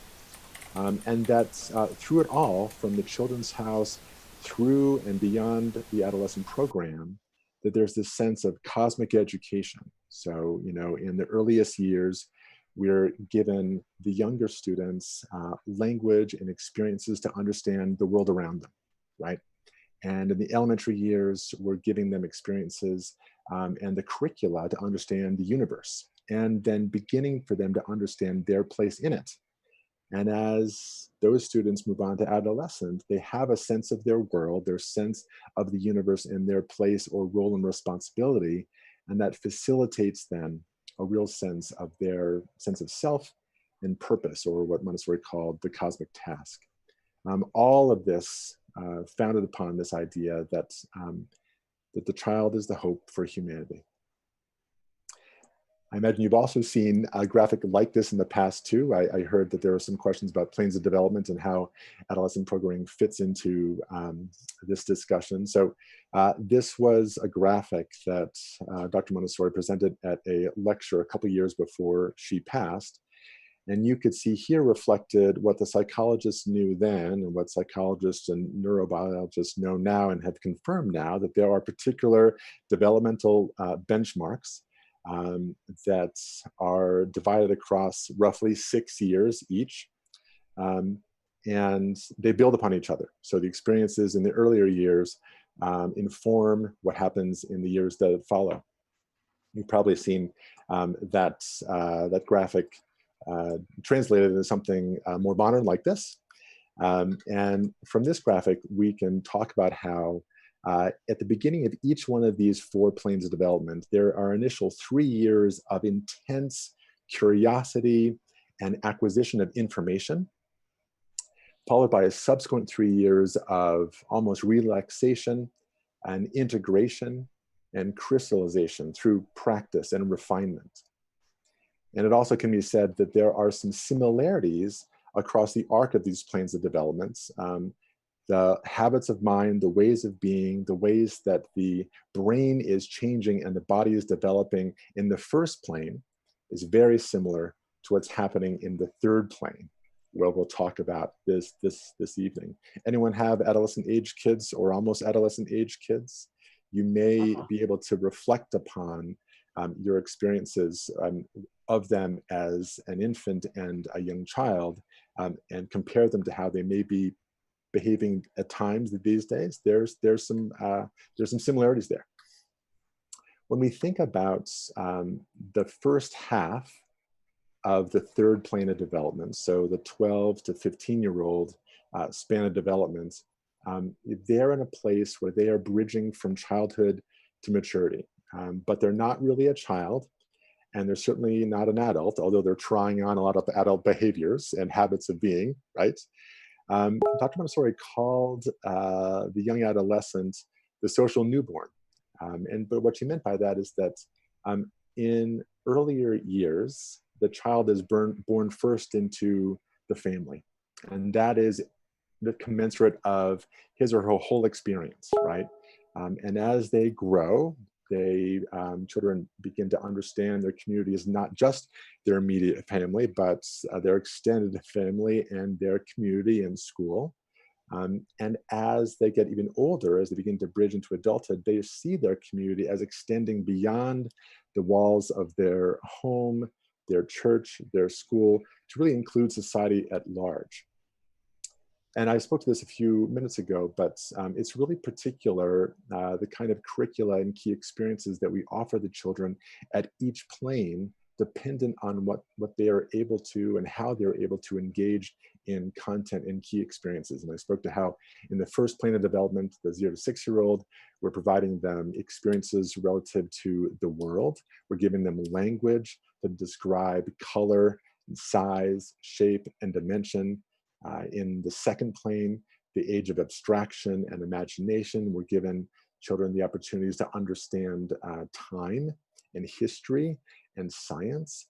And then for the 12 to 18-year-old, in the third plane, we're really supporting them in defining themselves as part of society. The other piece about that that's really critical is that, of course, it's not only about key experiences or content mastery.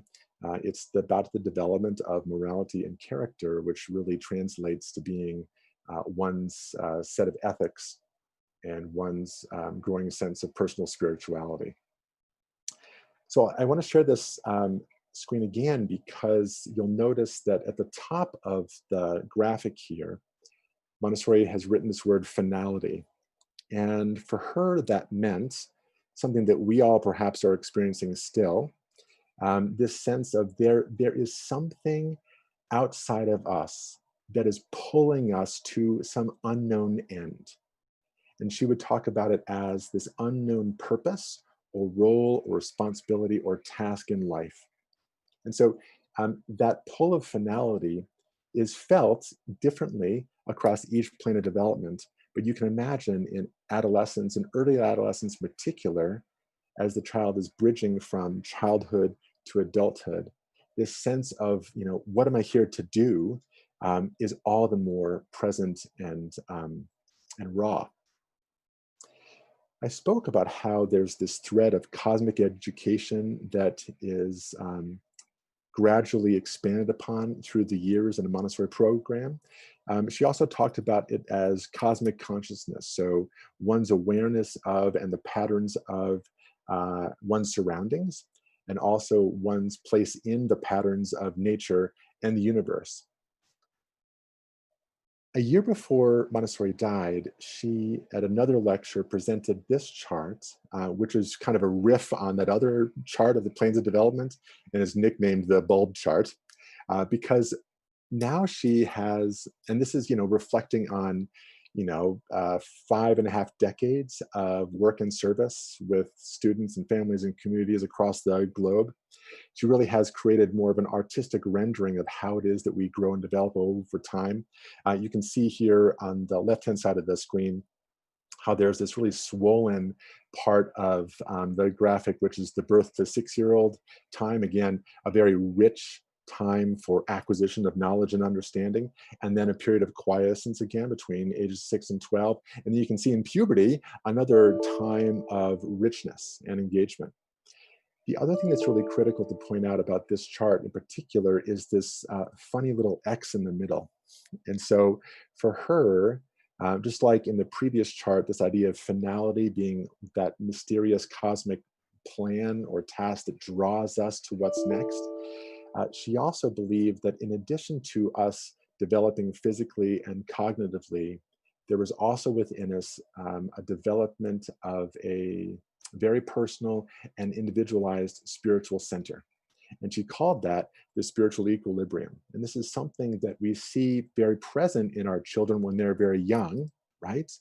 And in our classrooms, we facilitate conversations about grace and courtesy. Maybe we have a peace area in our classroom, but we're fostering an awareness and a comfort with an understanding of how we are developing as spiritual beings. And again, you can understand or you can anticipate how in early adolescence in particular, this time of great questioning as the child is transitioning from childhood to adulthood, there's also this questioning and this great curiosity around one's ethical self.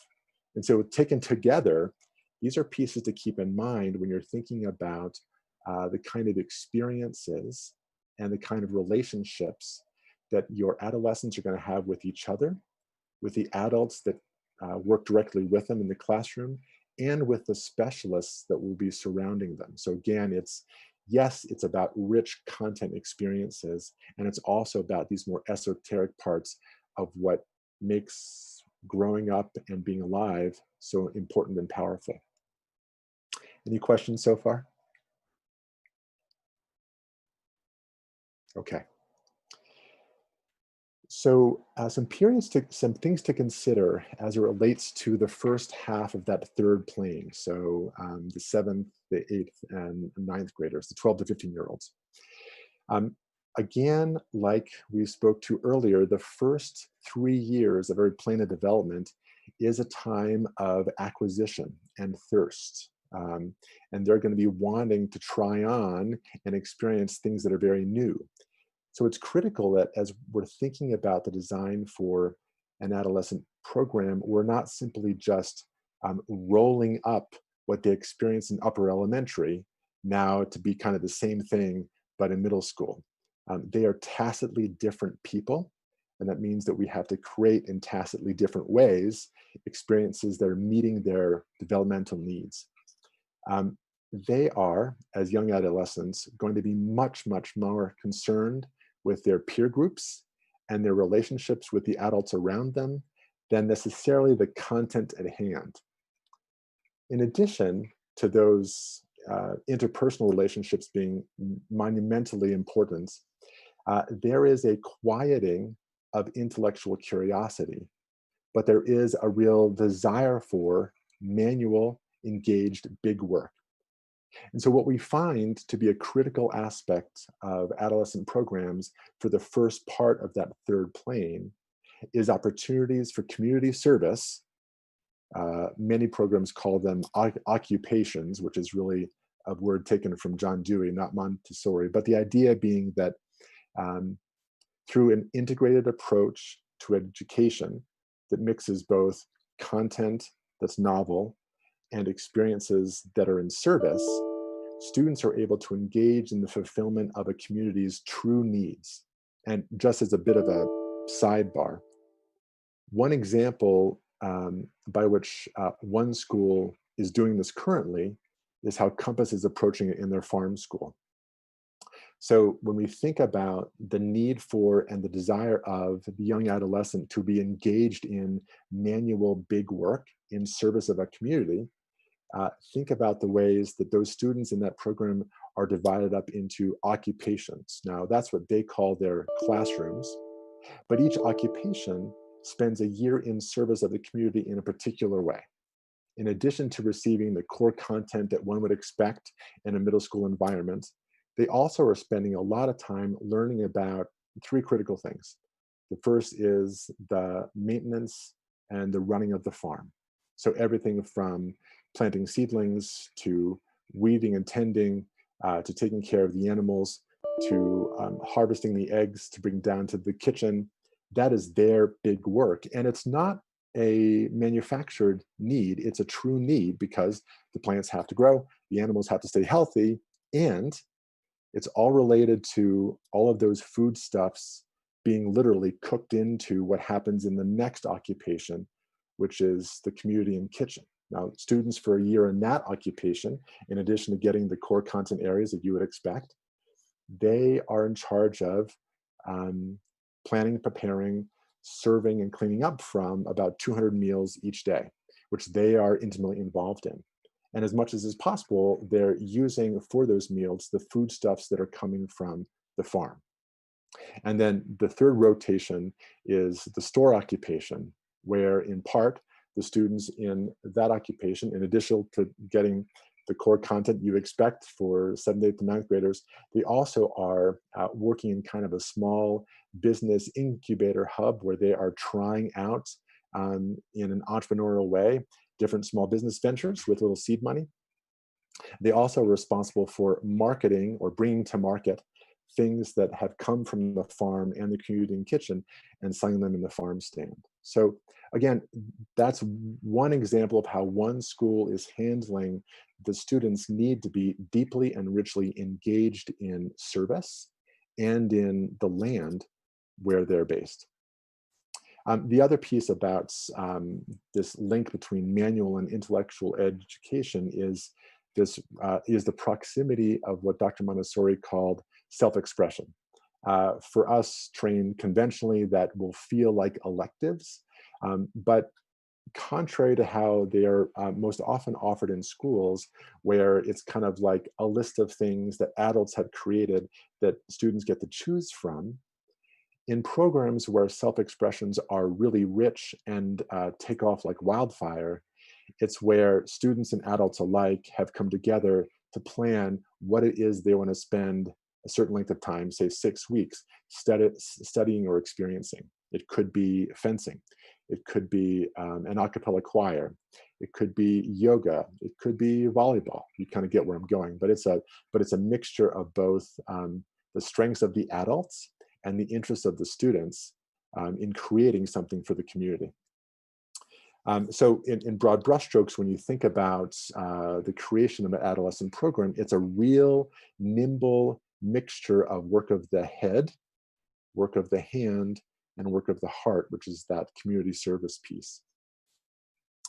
So by the time that the student is finishing their adolescent experience, with this thread of cosmic education that has been running through their school experience since they were very young, and with this growing sense of cosmic consciousness, their sense of place in the world, as well as their sense of spirituality, they're really seeing themselves as a contributor to society. So they've gone from being a child in the family and a child in one's immediate culture to the child in the school environment, and then society, and then boldly the world.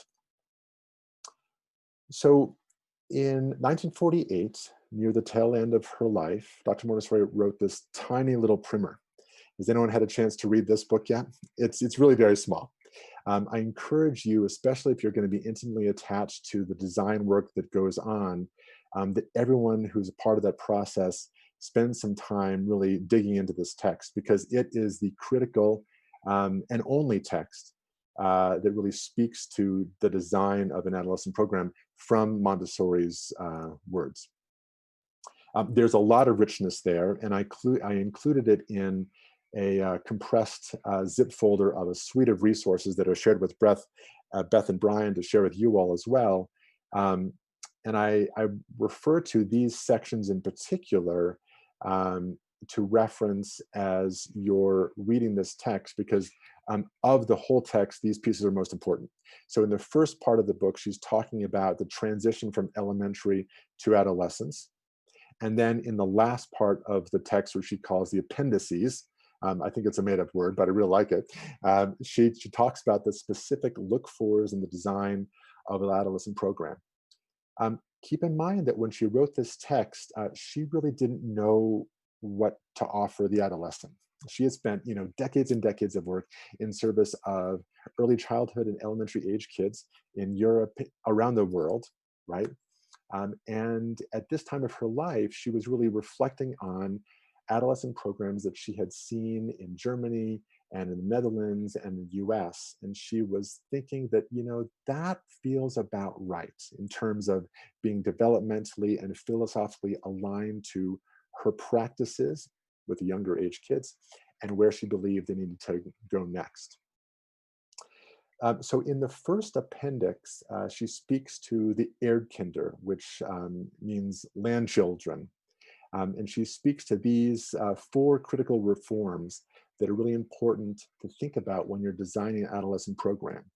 So I spoke to this piece earlier, this idea of intimately and intentionally designing a program that is not strictly content heavy, but is related to manual work to some degree that's attached to community service.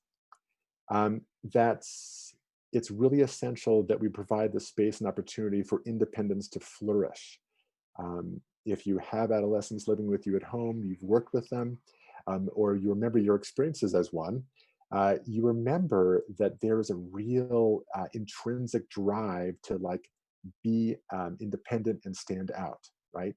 And typically, traditionally, our response globally has been to, continue to quash that, right? And like many things in Montessori education, this is again a moment where the adults that support these students have to lean back a little bit, sit on their hands a lot more, and kind of let go.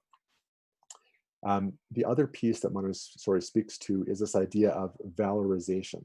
So in addition to independence being foremost in the minds, consciously or not, of the young adolescent, they also are very curious and eager to see themselves as being of true value to their immediate peer group, to their immediate community, and beyond.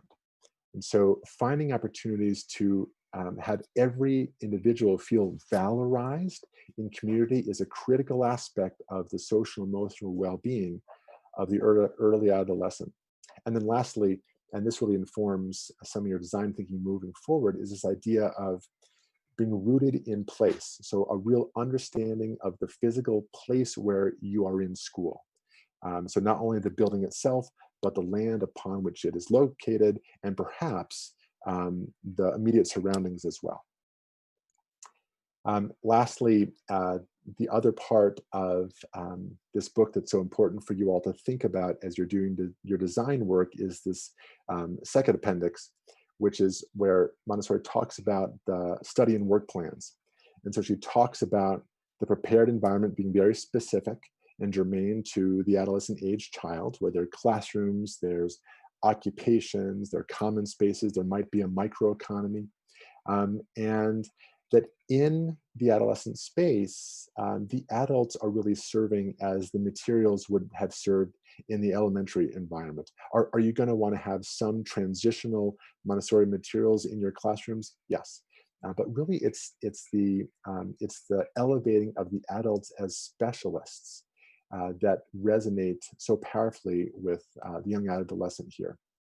And then lastly, this piece about in terms of what you want to design for, self-expression, what Montessori called psychic development, and preparation for adult life, which can be seen here. And I spoke a little bit to what self-expression means in terms of those elective-like experiences. It's not enough simply to have a music class and an art class and a PE class, but it's disentangling each of those broad disciplines into specific offerings that are in many ways developed and driven by the students themselves. There's mention of moral education, of course, mathematics and foreign language for the young adolescent. And then what she called the preparation for adult life. So this is where you would see a lot of those core content studies as you would see in most schools. For your consideration as you are doing your design thinking, I refer to this logic model that may help you a lot. So last year in the Journal of Montessori Research, this logic model was presented as a means of thinking into what best practice looks like. And I also attached this in the resources that I sent to Brian and Beth for your review. But I want to highlight pieces at the very bottom here as regards to the development of particular programs, and then speak specifically, or at least refer specifically to the secondary age plane. And you can see that these are noticeably different and more mature than might have been offered in elementary or the early childhood environments, both from the resources point of view, actions, and goals. So I wanted to lift that up so you have that front and center as you're thinking about this in your design work. Some last things to share before I turn to Beth for her experiences. In your adolescent program, it's incredibly desirable if you have at least one member of your instructional staff having had elementary Montessori training and spent years in an elementary Montessori classroom, upper elementary in particular, because they're going to know from which many of these students are coming, right? The other piece, though, that I cannot stress strongly enough is it is imperative that your teachers go to a Montessori adolescent training. It is not enough to have secondary teaching experience and just come in and try to do Montessori. I see it time and time again that those programs that don't have trained guides in their adolescent program, they struggle and they often fail. And I'll speak to that piece in just a second. In addition to those core content instructors, you're going to also want to be thinking about who are the specialists in the school. They're going to be supporting the children with creative and physical self-expression, social emotional health. If you don't already have a social worker or a counselor that has a significant amount of time to support the adolescent population, you're going to want to think about that in terms of FTE. And in addition to core content, you want to also be thinking about these critical pieces: restorative justice planning, health and sexuality education, field studies, so time away from campus, overnight in nature, and what economic engagement is going to look like for your students. So by my reckoning, you have about 5 or 6 months, which is a compressed timeline, totally doable. But I think it's important to really think into the proximity of kind of the steps that need to happen between now and what's next. You know, this fall, it's a time to convene your design team, to visit either in person or virtually a variety of public adolescent programs. There are certainly a suite in Colorado that you can visit. There are a suite outside of Colorado too. But I really encourage you to spend some time on site if you can, walking those environments, talking with the specialists and the lead teachers and the administrators, getting a sense of how they navigated the transition. You're going to want to advertise for your positions very, very soon. And you also want to begin to really do some specific site exploration of your new, addition to your campus, such that you're thinking about, roughly 100 square feet per kid. How are you going to design your classroom spaces? What are your common spaces going to look like? Those pieces are obviously, if not already top of mind, need to be top of mind. And then shortly after that, staff recruitment, so interviewing of candidates and hiring is going to need to happen mid-year this year. Hosting community events to kind of give the community a sense of what's in play and what's on deck, and then continue with your planning. And then in the spring and summer is a time where your newly hired staff, if not already Montessori trained, they're going to be going to training. Now, it might be that if the timing is right and all the stars align, you could start Montessori training mid-year, which would give you just that much more time in your planning. But your timeline is short. And so I just want to emphasize the significance of that, such that we don't delay in really stepping boldly into these next steps. Lastly, is these pieces to keep in mind. So my understanding is that you're going to initially have a small cohort of students, right? 25-ish, we think, right? I encourage you, I implore you to start small and stay small, which means don't advertise to the whole community outside of MPA. Keep it tight to those homegrown kids first. You're going to want to spend a lot of time in a small group with a high teacher-student ratio to really get this right. So, your first year, you're only going to have 7th graders, and that's going to be a year of kind of beta testing and figuring stuff out, right? And the second year, 22, 23, it's going to be your first year of having both grades present.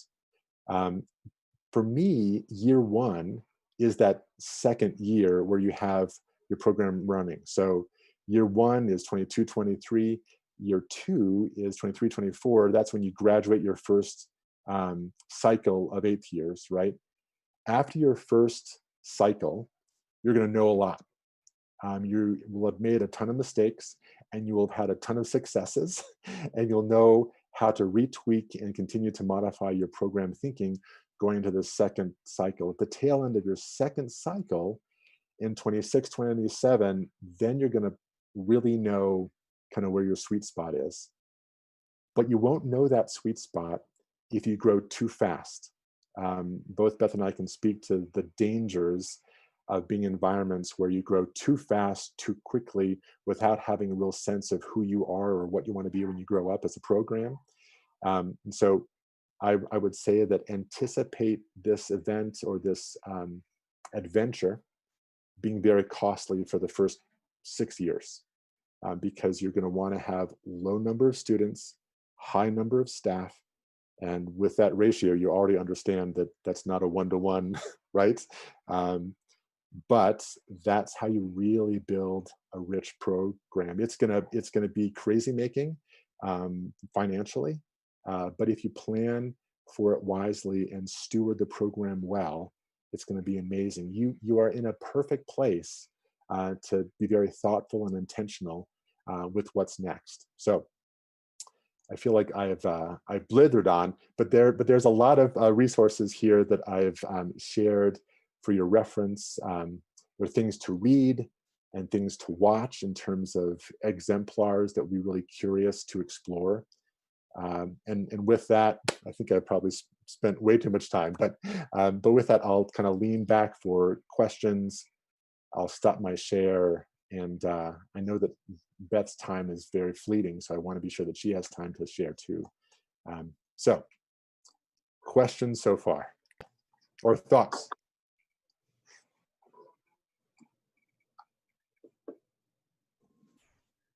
I have a question. Yeah. So I really appreciate all of that. I think that was really insightful, and I learned a lot about Montessori, and I learned a lot about what we should be considering. So thank you.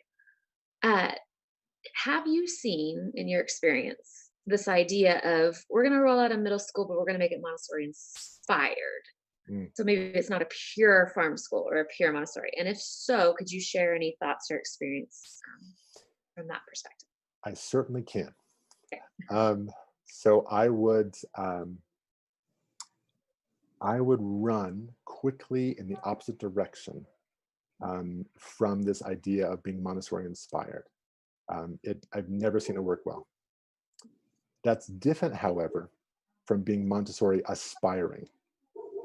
And I think that's a subtlety that's important to kind of tease out. But I don't want it to get watered down in the conversation. In my experience, those schools that have wanted to kind of bring forth some of the experiences of upper elementary and kind of allow for student choice and going out, it falls flat because the students at that plane of development, they're over it. They're ready for something more.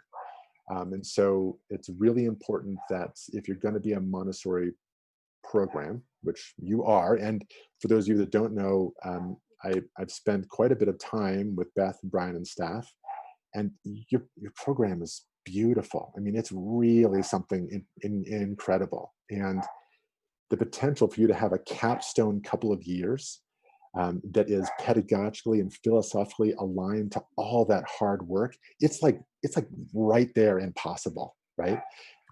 But I wouldn't give the Montessori piece short shrift, which means, Lisa, to your point, it's really hard work, right?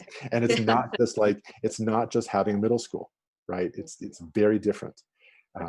So does that help a little bit? Yeah, I think that's helpful, because I think that's part of what this whole weekend is about, is trying to get our arms wrapped around what this program is going to be, so that we are set up to succeed and not rush to put it together and fail, from my perspective at least. But thank you. Yeah. And to piggyback on that, I think because of the area we're in, we have Compass, we have Free Horizon, and then we have us.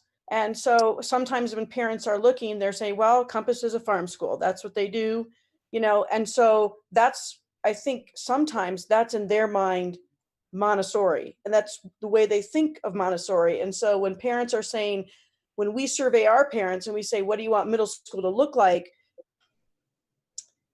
There is some dialogue about academic rigor, and we don't have a campus for farm, we do have great land, but then we would be just like Compass, and we have to be our own school, right? So can you share any examples of Montessori adolescent programs that are not farm based and what that's look like? Yeah, I can, but I want to pause in my response, if I might, and I know that Beth has about 10 minutes before she needs to pop off. So Beth, do you want to either respond to either those two questions, or speak to the experiences that that are present for you? I am not familiar with programs like they're asking. And I do kind of have a tight schedule. I have a grandson who's leaving tomorrow. He's been here with my daughter for 2 months. So we're kind of like, whoa. So I'm happy to share when it's the right time though. So let me know when, what I want to do is just talk about the experience of being at Montessori as it began, at Compass as it began its middle school.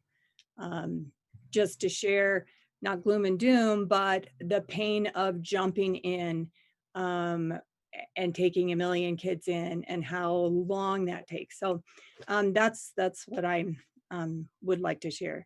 Is this a good time, Brittany? Do you want me to do that? Yes. Okay. Okay.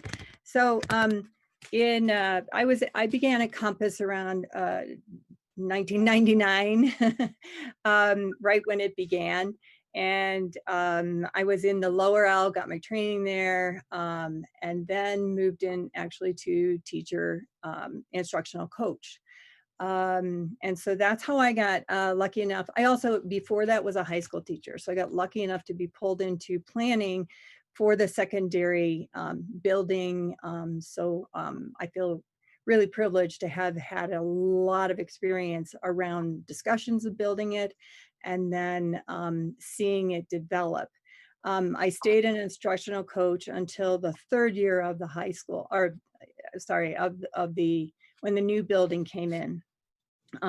So I want to share with you a little bit of the history of the development, and then just give you some recommendations. So it's really short.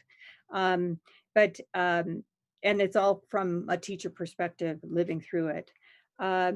So the Compass began in 3 stages. In the first stage, it was in the tiny building that was on our main campus of the elementary.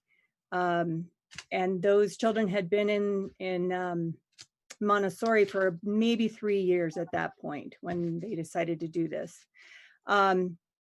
They moved into the little building. They had 1 teacher and 1 assistant. And about 20 children. They were all from Montessori except maybe 1 or 2. That was my model. It was very stable. It was all Montessori children who knew independent learners. They went out because they had children. They could go out. They could do trips. It was very manageable for beginning. It really was.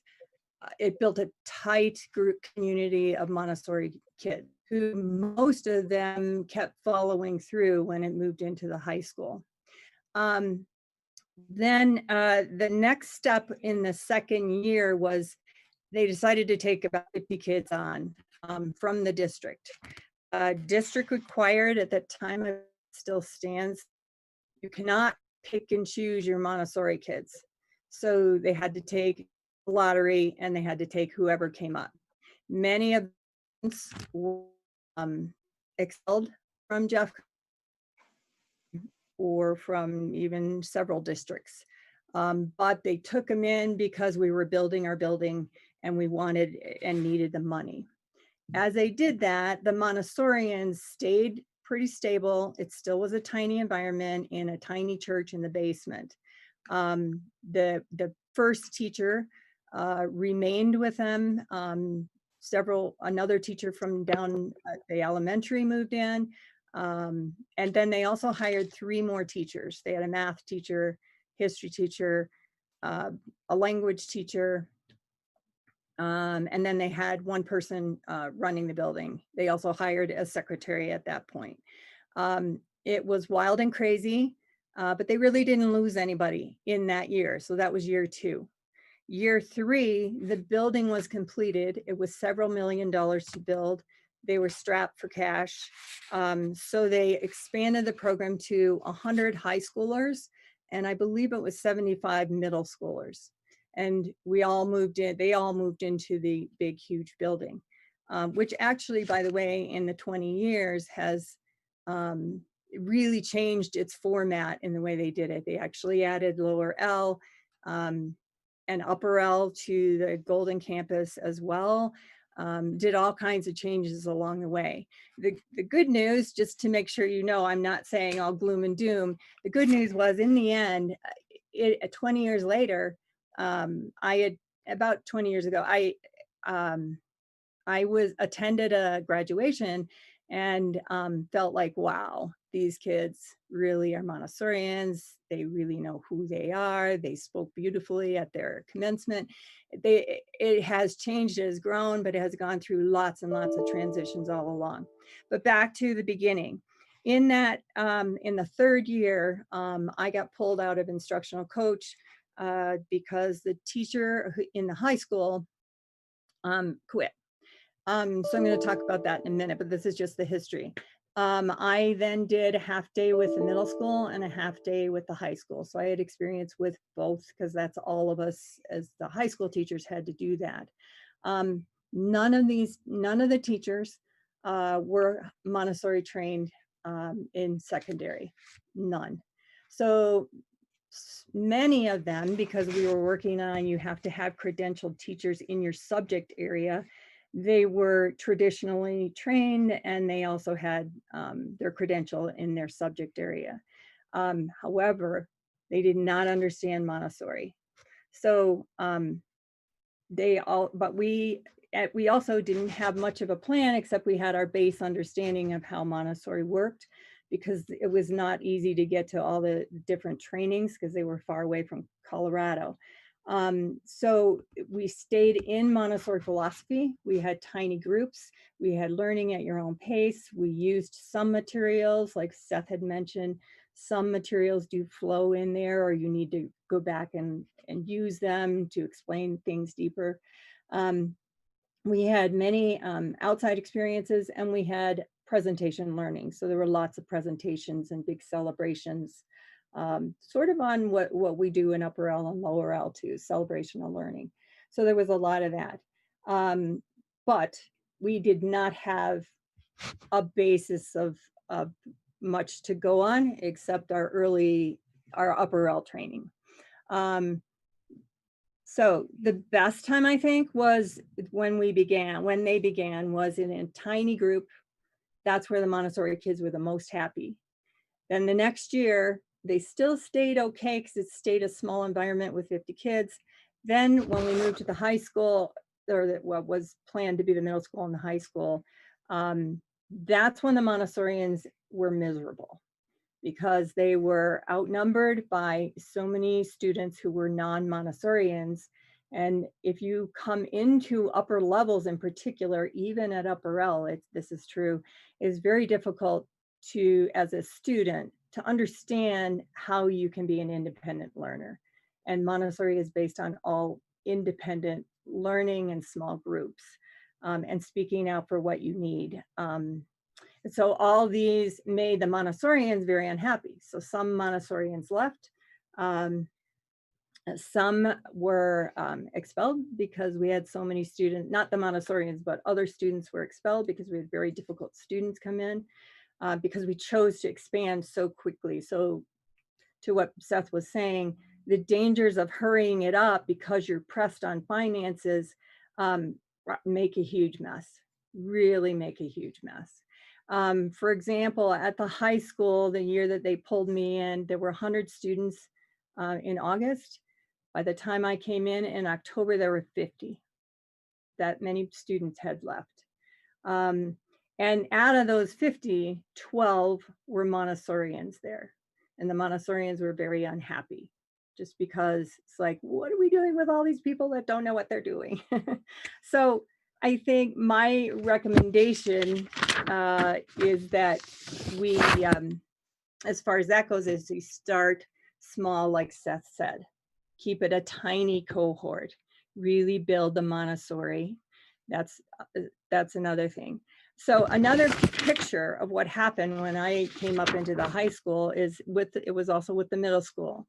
The only thing that teachers had were desks and chairs. There was no budget. because we were so strapped for money. So everything we used, I was the language English teacher. I bought all the sets of reading. I bought the materials. I had to buy the paper. So I'm not complaining. I was happy to do it, but that straps a teacher and that stresses a teacher. And it's not a wise way for us to proceed. And I think we should learn from other people's mistakes. So that's why I'm sharing that. So desks and chairs are not enough for a teacher, particularly a Montessori teacher. You want a rich environment. So something to think about. So recommendations that I have overall would be stay small. Stay small. 2 would be get experienced Montessori people. We had all people who were non-Montessorians except for about 2 of us. And they didn't get the craziness and they didn't get the independent learning and the patience of working with children. And they were much more into traditional sit down at your desks, and students didn't get that. So it was tough on teachers and they quit. So, and that's how I got pulled in. She was a top language teacher from somewhere fancy, I don't know, like Chicago. But she couldn't handle it after 2 months. She couldn't handle it. Part of that was we had too many students who were non-Montessorians. We also had no materials. And it was nothing like she'd ever seen. So the best thing we can do, and we have so many more options at this point in time, is to hire Montessorians. And maybe take upper L people who are willing to go to get training. I think that would be the smartest thing too. And I think we need to take our time really picking who we put in there. Let's see, was there anything else? Another suggestion is that if we could find teachers, because you do need credentials in a public school, I'm not sure on the waivers of that, but I don't think there are there, Seth, waivers for credentials in your subject area to teach at secondary? Unless you're going to extend to 9th grade, I don't think it's as much of a challenge. The trick becomes when the teachers are in charge of credit-bearing work. And you know, if you are teaching students that are technically of high school age, you have to have an endorsement in each of your content areas, and that's a very tall order to pass that praxis, and which means it's very hard to find people who can who fit that bill, both who are the superhero of Montessori trained, have a license, have the endorsement. So for the moment, that issue is not one that you have to worry about. That'd be perfect then. Yeah. But my suggestion would be to see if you can find teachers who have experience in multiple subjects, because you can't hire, or you can't hire for every single subject. So you want somebody who maybe could do science and history, or history and language, or art and something else. Yeah, which is a great reason why, or another reason why hiring an upper elementary teacher as at least one of the principal guides in the adolescent program is so critical, because he or she will have done that work of carrying the weight of the whole curricula, right? And knowing how to kind of pull those strands together so that the students are experiencing curriculum not as disparate parts, but integrated wholes. And that is something that you don't typically get in teachers college, right? And so that's another reason why to have your search image narrow as you're able to Montessori trained folks first. I guess my final thought is to be very thoughtful. And I think I said this 2 summers ago, or was it maybe 1 summer ago? I can't remember, but I said, go slow. And I really admire that you are really so thoughtfully moving forward. That's the best way to do this. So any questions for me?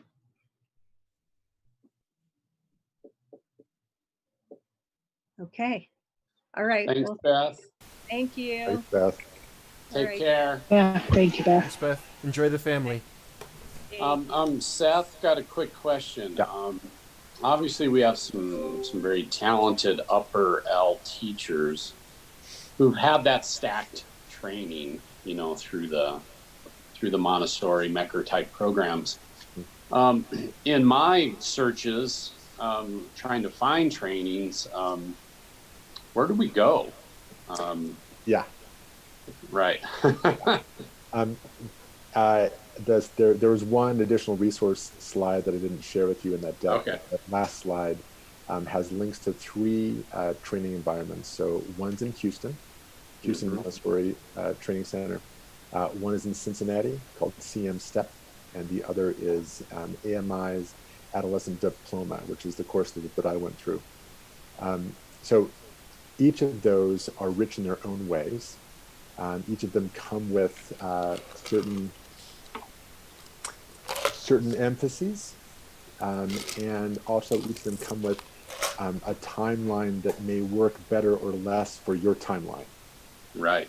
Well, I guess that's where I was going with that question is when you went through it, Seth, what amount of time did it take? Right. So here's an interesting thing. So back in the day, the AMI and MANTA orientation to adolescent studies was 5-6 weeks in the summer, and that was it. So totally manageable, right? So you could go away and have an intense experience, and then still have some time to come back, plan, and deliver, right?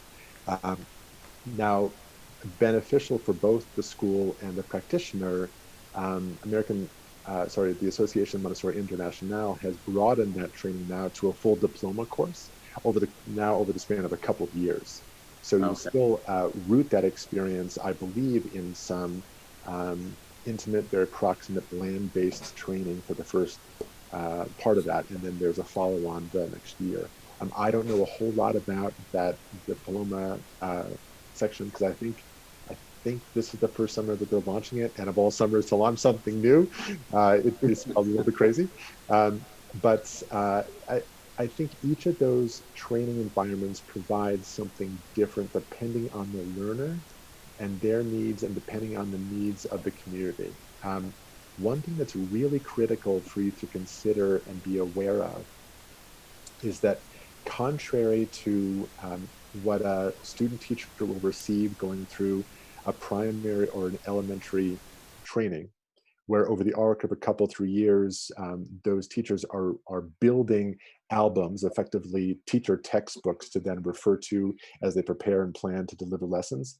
That's not true for adolescent, which means that the adolescent trainee who's going to training, more often than not, he or she with his or her partner, they're working collaboratively around key experiences for the adolescent age child that hook back into core content needs for that age span.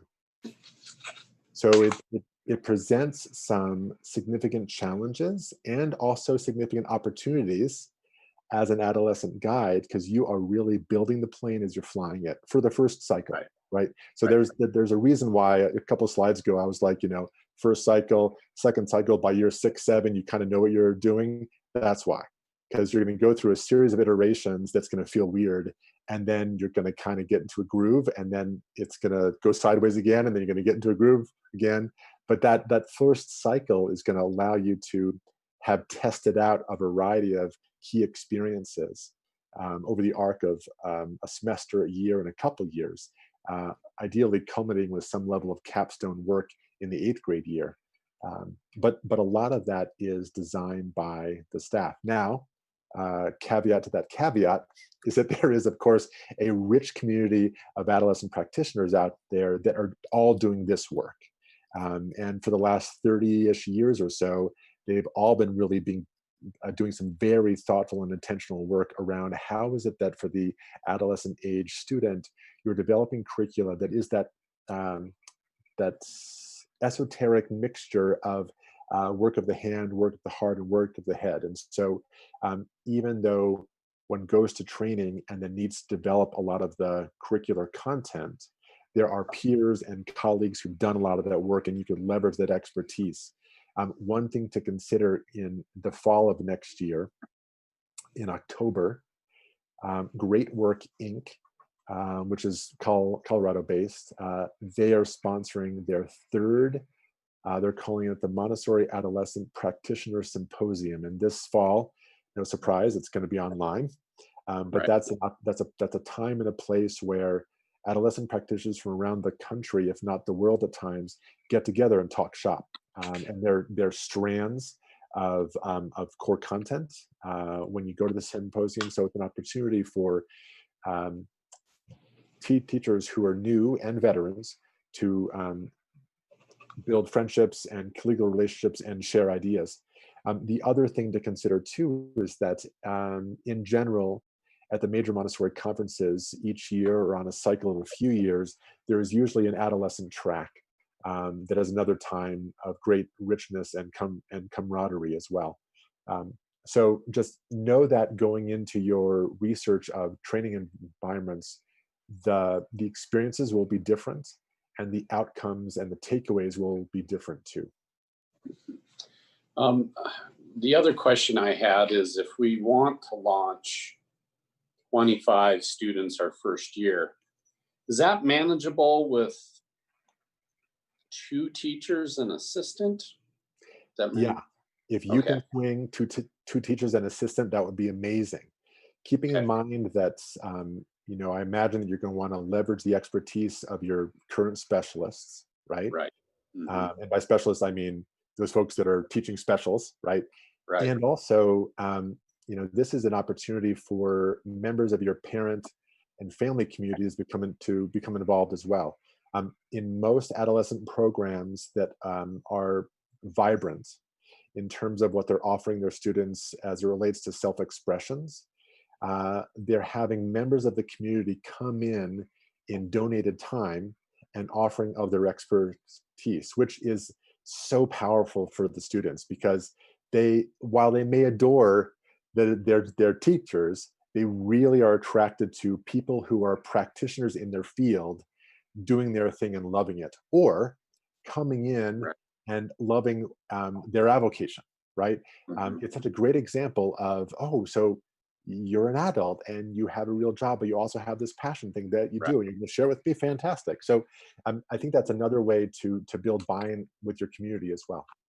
But yeah, I would say for 25-ish kids, 2 full-time, you know, leads that are chairing the core content and the occupation-based work with an assistant, that would be incredible.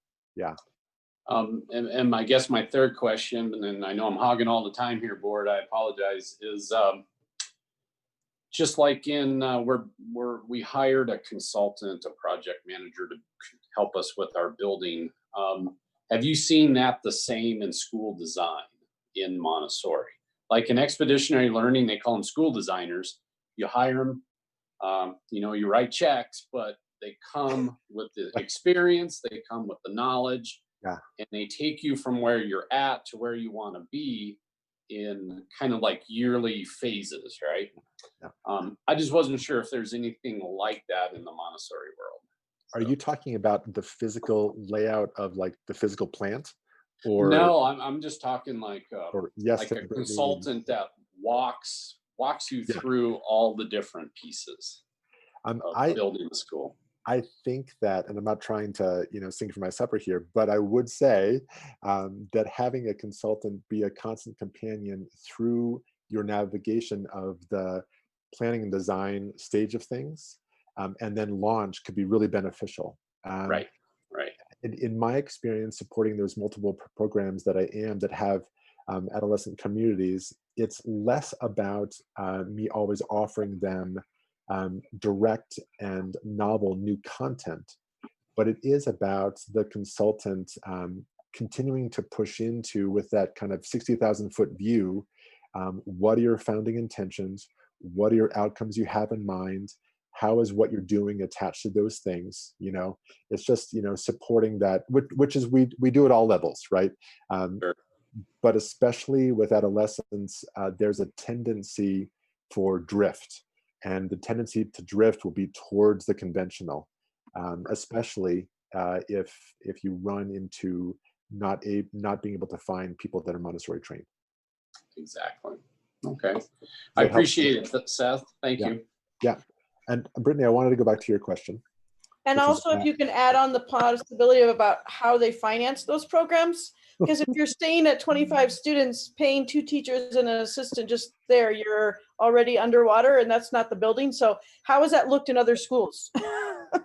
Yeah. So, great question. I don't have a great answer for it, but as will be known to you all, often in charter environments, it's the preschool program that is floating the rest of the programming in the school, right? Which I imagine you've had conversations about. In general, in my experience, adolescent programs are cost heavy. The burden is great.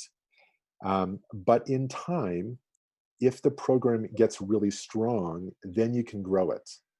And what's really cool about that is that if the program gets a reputation as being solid, Montessori to the core and not inspired, people are going to come. You know, Beth alluded to this earlier, but especially in the older grades, when students are transitioning from one environment to yours, ostensibly, they're doing so for one of two reasons. They're either running from something or they're running to something.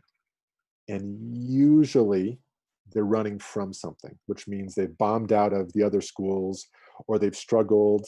And so those kids come per lottery and they arrive and they struggle and they typically leave because their needs are so significant most often that we can't meet them, right? For a variety of reasons. Just speaking in my personal experience as administrator in a couple of environments and watching this happen in a number of environments. That said, when your program is really solid and you have teachers of note and strength that can surround kids and their needs, when the kids and their families are coming with an intention to do big work, then everything changes, right? You know, those students who transition late into programs who have been frustrated and stymied in their past experiences, what it looks like in practice is they come to the adolescent program and they just can't believe it, and they want you to get out of their way, and we do, and they fly, right? So I think that's something to consider as you build a financial model such that this ultimately is sustainable or close to sustainable, right? It all depends on the quality of your program. So it's all these chicken and egg things, right? So it's so critical that you spend the money and resources and you bite your fingernails now to make the program really solid, to attract the right people, to keep them, which is also a critical thing, and then just grow it small.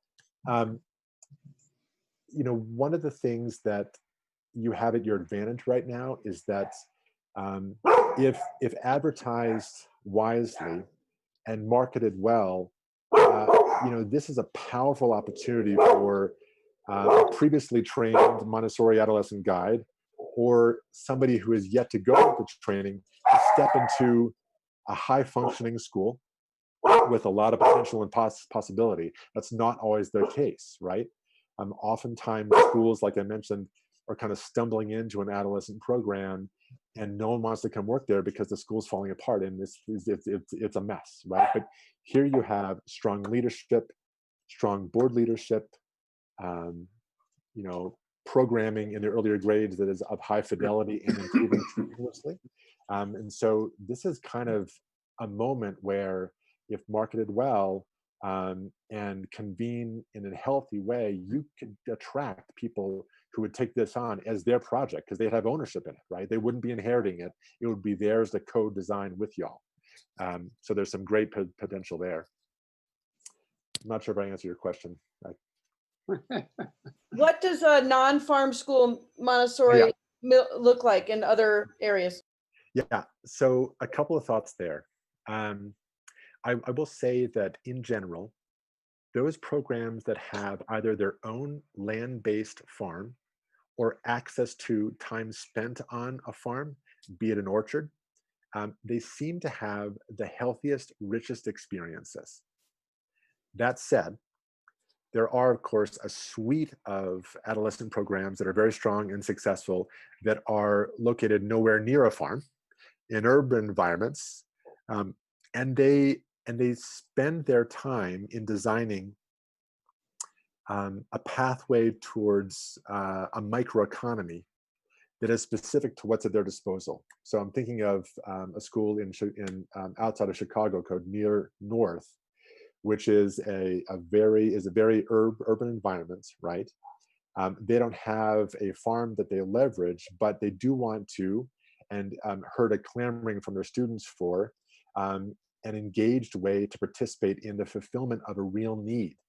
And for them, that was fulfilling the need of school lunches on a rotation during the week. And so they developed a sandwich shop. And so that's one way that their students are engaging in what Montessori called social life.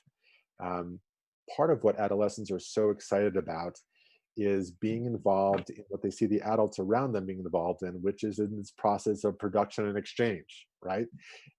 Just like kids when they're much younger are curious about washing dishes or sweeping, as the kids get older, they want to try on these habits and ways of being of the adults around them. And they are very sensitive to what it means to have money in their pocket, to have been part of a process that gives back to a community that has particular needs. And so schools that aren't farm-based tend to have a school store or a deli, or the students have some role in food service.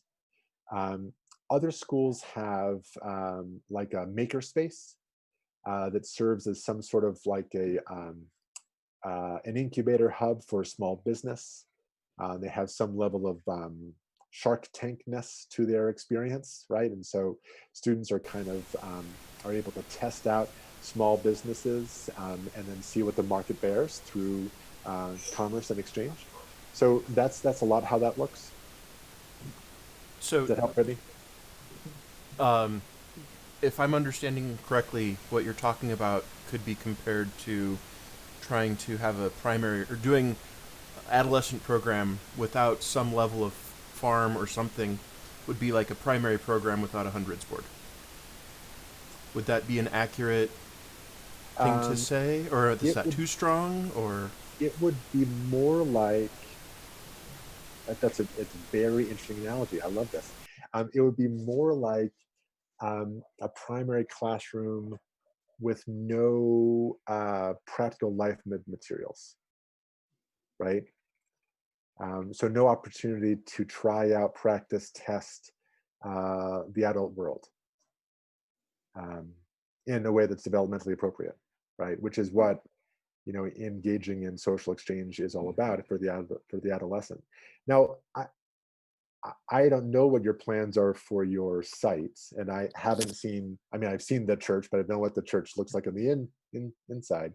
I certainly know what the back of your lot looks like where you currently are located, and there's a lot of land there. And there is a belief, at least there used to be a garden down by the stream or the creek, right? So I think there are some opportunities for.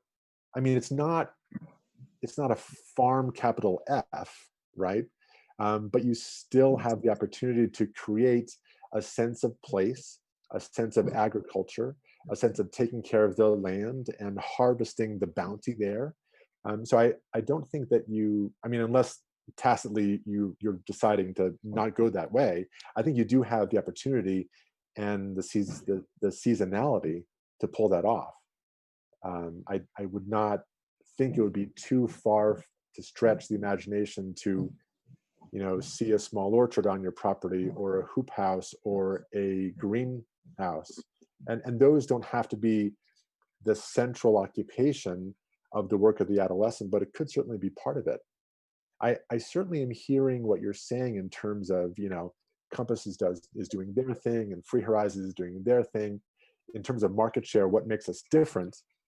I think a wise way to approach the conversations with your immediate community and the community outside MPA is really defining what your intentions are. Like what are your end goals? What are your outcomes? What does an 8th grade graduate look like for you all? And then if you have a sense of that, then backwards plan to, okay, well, given that's our desires, what are those key experiences that we need to then ensure that our students have? And then I think the rest may just kind of build itself. Mm-hmm. 8 hours a week does a typical school or student spend doing their occupation versus core curriculum? Great question.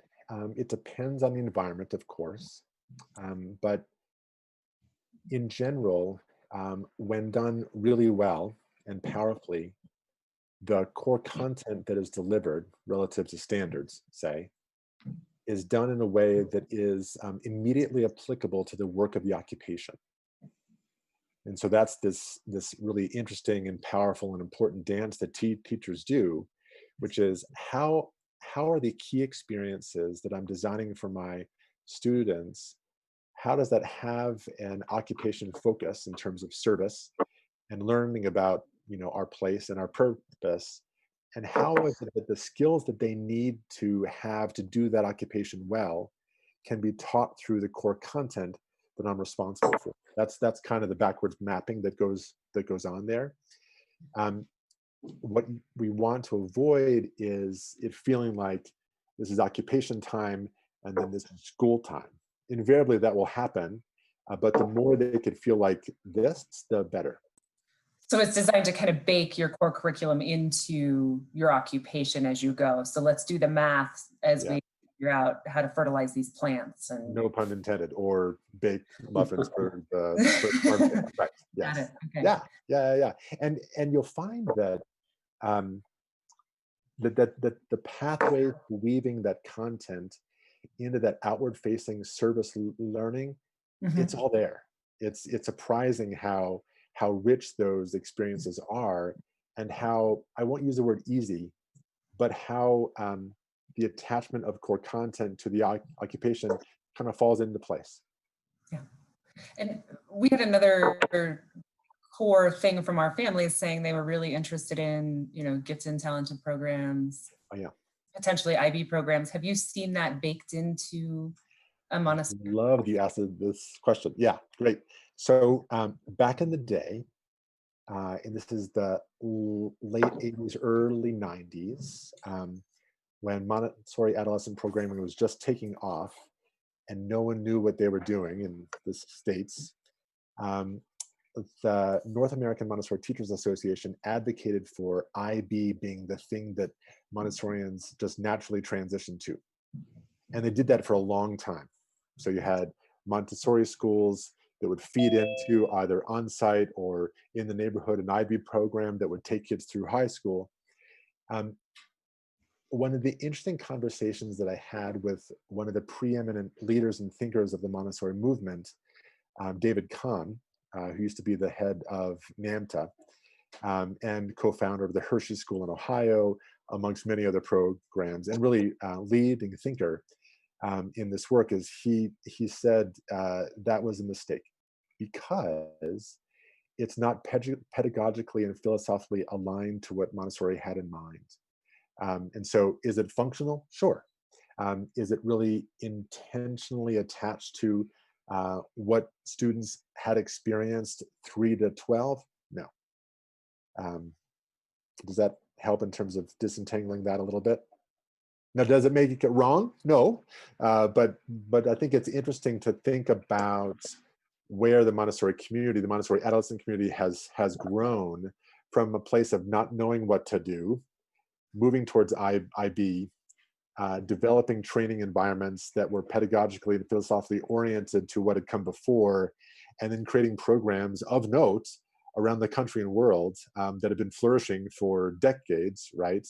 That have moved away from that. So I think it's a bit of our origin story. Have you, Seth, when you were talking earlier about kind of allowing the student to create some of those larger works or those deeper works from what drives them. In my mind, I'm thinking how different every student is, and how do you create a program that's not too busy? You know, like not every kid is wanting to do farming. Maybe some kids want to do engineering. So how do you create a program that allows for that openness that you talked about, but yet is still realistic? So I'm so glad you brought this up, because it really, I think, before I respond to your direct question, I think that it really is about what's happening in upper elementary currently. Because ideally, what you just described could be happening in upper L. And I share that at this time, and this is something that I've talked to the upper L team about. So this is not behind the curtain. But I do think that in designing and having an adolescent program that is defined within a certain scope of experiences will inform, if not demand, certain things happening in upper elementary that are different, and one could argue maybe better for kids in terms of like potency, following their intrinsic desires, all the while still being thoughtful of what core skills need to be developed at this plane, at that plane, right?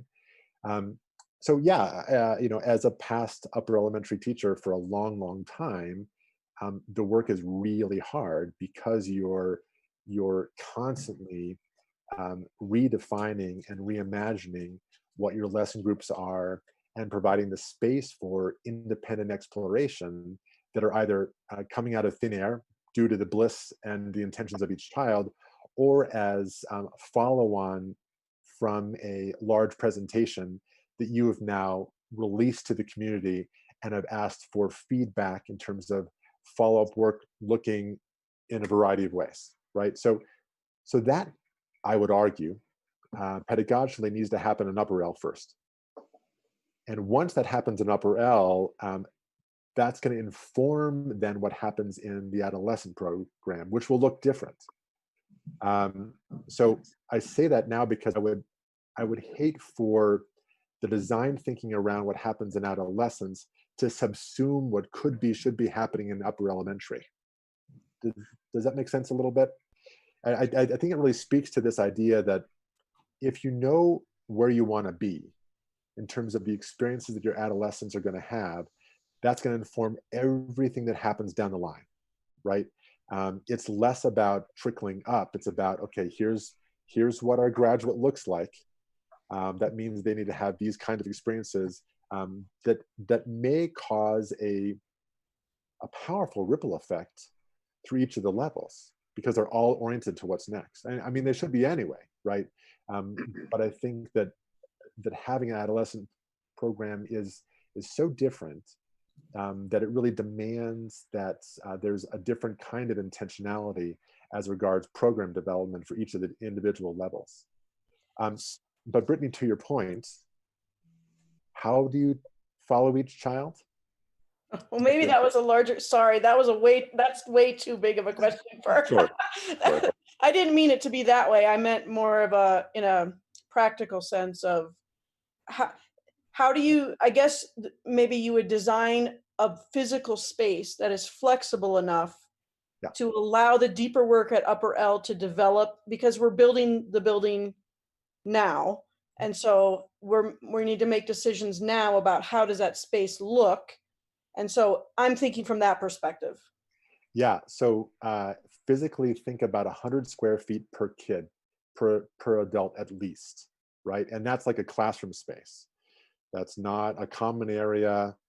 That's not a breakout room. That's not a quiet area. So there's a lot to consider there. But yeah, I think in terms of the structural planning to keep in mind, more space than not, and more open, unstructured time than not is helpful to keep in mind, especially for the adolescent. Okay. Question, so the sixth grade, some schools move that 3-year cycle with 7th and 8th graders for middle school. Some keep it as part of upper L. Right. What thoughts do you have? What thoughts do you have there? I have so many thoughts on this. Uh-oh. No, it's all good. Keep your 6th graders with your upper elementary cohort. The 6th graders are craving the opportunity to be leaders, teachers, and mentors at the tail end of that 3-year cycle, and then start fresh. The other piece to consider is that a 6th grader is very different than a 7th grader. You will see glimmers of the 7th grader in about March of the 6th grade year, right? But the fall of a 6th grade year versus a 7th grade year, they're so different, to say nothing of the difference between a 6th grader and an 8th grader, right? Developmentally, they are fundamentally different creatures, and you want to keep them in different environments. So they're maybe, yeah, maybe even a tack onto it, given the way that we slot kids, right? So my daughter, for example, is 12 days away from the cutoff. And so she's the youngest in her class. And so, you know, if kiddos like versus somebody just on the other side of that, if they could choose, right, between, they're really ready to move up because they're the oldest in their class, perhaps, or the youngest, an idea of like giving them the option potentially of moving into middle school as a 6th grader versus staying in upper L because of that somewhat artificial boundary that might be putting them in a place where they feel ready. Yeah. Can I speak to that? Yeah, please. Having personally experienced that, I thought that my oldest in her class, 5th grader, decided to skip 6th grade and go straight into middle school. We really didn't think that that would be a big deal academically. She was more than ready. And when it happened, it was just like a holy cow. We had no idea realistically how different, like you said, that beginning of the year 6th grader is from the beginning of the year 7th grade. And she was very successful, but for the first half of the year, she was kind of in shock. Right. Because it's just so hugely different. And she was in her 5th grade class when we did that. Yeah, I was curious because I think there was parents who were talking about that when they're making the decision now, whether they stay with us for 6th grade or they move to a different middle school, like where that kiddo is feeling. So I was kind of curious on that front. I think for me that brings up 3 things as well. It brings up, one, what is not yet happening in your upper elementary environments that is not keeping those 6th graders, right? Question 1. Right. Question 2, or idea or thought point 2 is that you all have yet to articulate what your middle school is going to be, and when you do, it's going to be so exciting that families and kids are going to want to stay and see it through so that they can be automatically placed there, right? So I think that there is potency that will come with good practice. Although if it's that exciting, are they going to want to go there as 6th graders? Because it's that exciting to be able to do whatever we offer. Yeah. I think that if as the upper elementary continues to refine its practices and articulates what is special about the 6th grade year of that 3 years, that'll inform and excite students and families about keeping the faith through that 3-year cycle. The other thing that I'd say, however, is that I definitely hear what you're saying, Christina, about kind of the frustrations of a decision being made due to a point in time based on birthplace history, right? I can envision a time in, say, 6-7 years where your program is so strong and robust and you have such a deep and intrinsic understanding of children's needs that you can provide for some flexibility that would allow for that shifting on very infrequent bases, right? But to do so early on is going to, I would imagine, create a cavalcade of children who want to stay with their peers and all move up, which is going to just be a mess. So Yeah, that was the messy think- part to me too. Yeah. Yeah. So I think that you know, the planes of development, though, on those graphics, you know, they're dark lines. I think when you're, you know, considering where students are placed, there can be some level of, you know, perforated lines or like gray areas there. But to me, what's more important is really ensuring that each level of the program at Peaks knows who they are and knows why they matter and know what happens in those 3 years and knows what the capstone feels like as a kindergartner, as a third grader, or sorry, as a third grader, as moving it up for elementary, and then as a sixth grader. That kind of that palpable sense of the work, the experiences, their role as that final year, that's something that I think could be continually refined, and will only inform the success of your adolescent program. Thank you. Sure. I do know that we're looking at wrapping up, and John has joined us. Are there other questions for Seth and Brian on the topic hand? Do we feel like we've got The only other thing I want decent understanding? Yeah. pose a question about is leadership and that transition from being a leader within the middle school to going into high school and being successful. That was a big concept or big focus point for our parents, was how do you transition successfully? Mm-hmm. What does it look like when you're in the environment of a small, safe middle school Montessori going into a public high school? It's not a, you know, for us, it's not going to be a continual program. It's not going to carry them through 12th grade.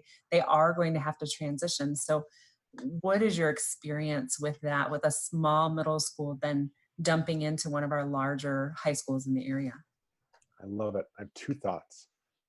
The first is, don't write off the possibility of amending your charter to include ninth graders in the future. Just a thought. I know, crazy, but just, you know, long term. Giving us all a heart attack right now. Let's just long term. I'm just saying it out there. But the other piece is that and this will come as no surprise, of course, but the success of your students transitioning from 8th grade at Peaks to 9th grade in a more conventional environment is all contingent on the intentionality of your programming. Typically, when students leave an adolescent program worth its salt, that's very intentional and responsive to adolescent needs, the students flourish when they transition to a larger neighborhood high school environment, and they often find themselves being very frustrated because they want to advocate for themselves. They speak up perhaps more than their peers do. They are very self-reliant and independent. They often feel not as challenged as they want to be. And so part of the conversation that will need to happen for those 8th years transitioning is really having some intimate discussions with the receiving school around who these kids are as they are matriculating from Peaks to wherever. And it's really important that the advisor or the counselor at the high school that they enter into sees the child for who they are, not just as another kid coming into a big comprehensive school. So that's all to say that designing with the end in mind is a critical piece to this conversation. And thinking about and also having conversations with, you know, in time, the local high schools that typically your 8th years will feed into. What are their expectations? Are they in alignment with what your design and outcomes are for 8th grade? And if not, is that an issue? If not, does there need to be more seamless transition and intentionality put to bear there?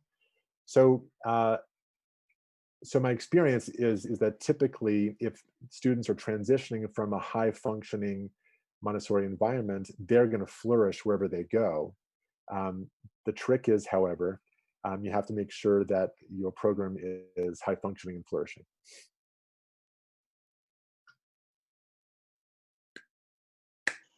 Any other questions for Seth? Great job, Seth. Yeah. Well, it was a pleasure to have this conversation. Please keep me in the loop should you want to, as you step into kind of the next phase of your design thinking. Just as a last, thought to consider, your timeline is short, and I'm guessing that's not lost on you all. But if I do have the opportunity to meet with you again, I'll probably say that again too. Convening a design team of teachers and administrators and at times upper elementary students to get a real sense of what their needs are, desires are, is critical, and then beginning to advertise soon. Because I think that you have the potential and the time to attract some pretty exciting people to take this project on from the ground up. So I'm excited for you. I'm thrilled that this is on your radar. I know that it probably is causing many of you to sweat, but there's a lot of beauty in what is going to happen next. And through the uncertainty, I think you're going to find yourself with something very powerful. Just keep taking deep breaths and start small, go slow, and don't forget that there's a community around you of experienced practitioners and administrators who have done this work and would love to be part of the conversation. Thank you so much. Bye, guys. Take care. See you, Seth. Yeah.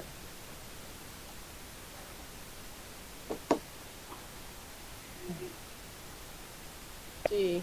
And then, so John was able to join us now, which John, do you want to just talk about where you're at and what you need so that we can also factor that into the bucket of need that was we just heard on the other side? Yeah. Suddenly the construction got really easy, actually. It's not the hard part. That curriculum and kids and futures and all that stuff is it's quite the challenge. Well, thanks for accommodating my schedule and allowing me to come back into the group and kind of talk with you guys. I think it might be good just to kind of review a little bit of kind of where we've come from and where we're at within the context of kind of the project and primarily the budget. I think that within the last, let's call it few weeks, we've sort of understood the board's resolved on the idea of the $3 million in additional funding combined with the 5B funds for about a $6.1 million investment, let's call it, in the facilities. And, it's kind of interesting because I think we started out leaning more in the 7 range. We went down to the 5 and maybe even might lose some ground there. And now we're back up at sort of a center point of about 6. So based on that, we've been trying to track and keep track of the facility priorities, especially as they've been identified with what we're kind of referring to as the North Campus, the church building, and trying to get our arms around what are necessities that will be driven by code and sort of municipal requirements for redevelopment of the property. And then after that, what's left to really allow the curriculum to have a home and a facility to really serve those specific needs. I shared with Brittany earlier today, and I think she may have emailed it out to you guys, some, I'm going to call them cartoons. And I use that word very intentionally because they're whimsical. They're not really thought out and certainly not vetted. They're just kind of thought diagrams. So don't take too much into it. I would sort of summarize that. I think that, as it's certainly not perfect. It's not fully vetted design, but it is sort of the current thinking. If we were to take a snapshot in time back to maybe a week or so ago as to what some of the thoughts were the little kind of design committee that included Amy and Brian, myself and Valerie, the folks from HCM, all kind of working as facilitators. And Brittany, go ahead. Sorry, I didn't, because we knew the focus wasn't going to be on like the architectural design because of I didn't share those because we didn't want to overwhelm everybody. So I just want to let you know that. Okay. No, that's great. I was under the impression maybe folks had got to look at it, but nonetheless, I think it's reasonable for us within the current sort of context of that building to come up with I've got my notes here to refer to.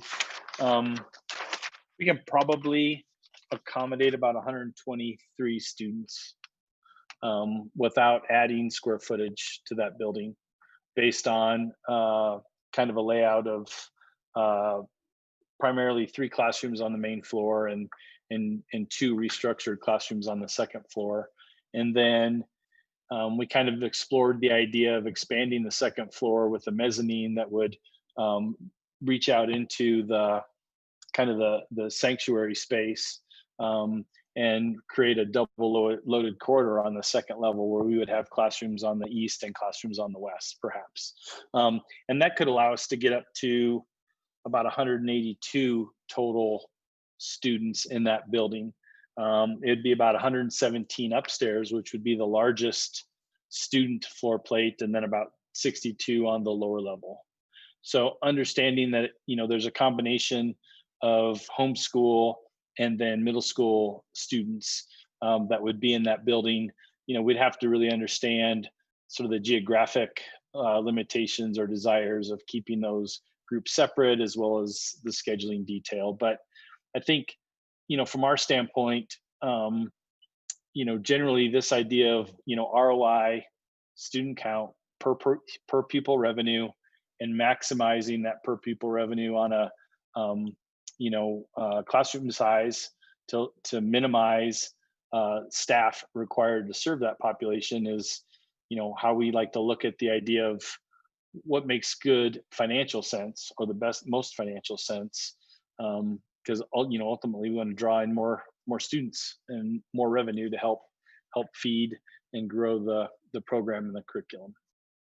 Are there any kind of questions or thoughts around that idea of population size and perhaps what the possibilities might be on student size? John, would you give us the square footage based? You gave us a number of students, but what we just learned from Seth was the best number is 100 square foot per student.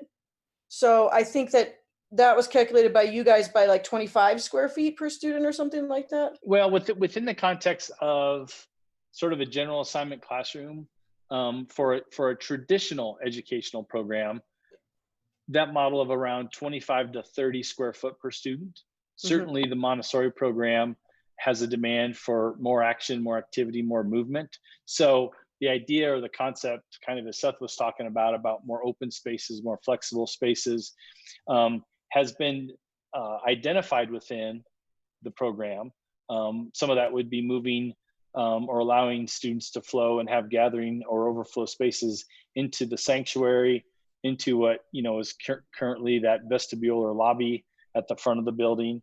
So from a gross square footage standpoint, I'd have to calculate those out because I haven't calculated those overall numbers. Okay, thank you. Yeah. Sorry, I wasn't quite prepared for that one.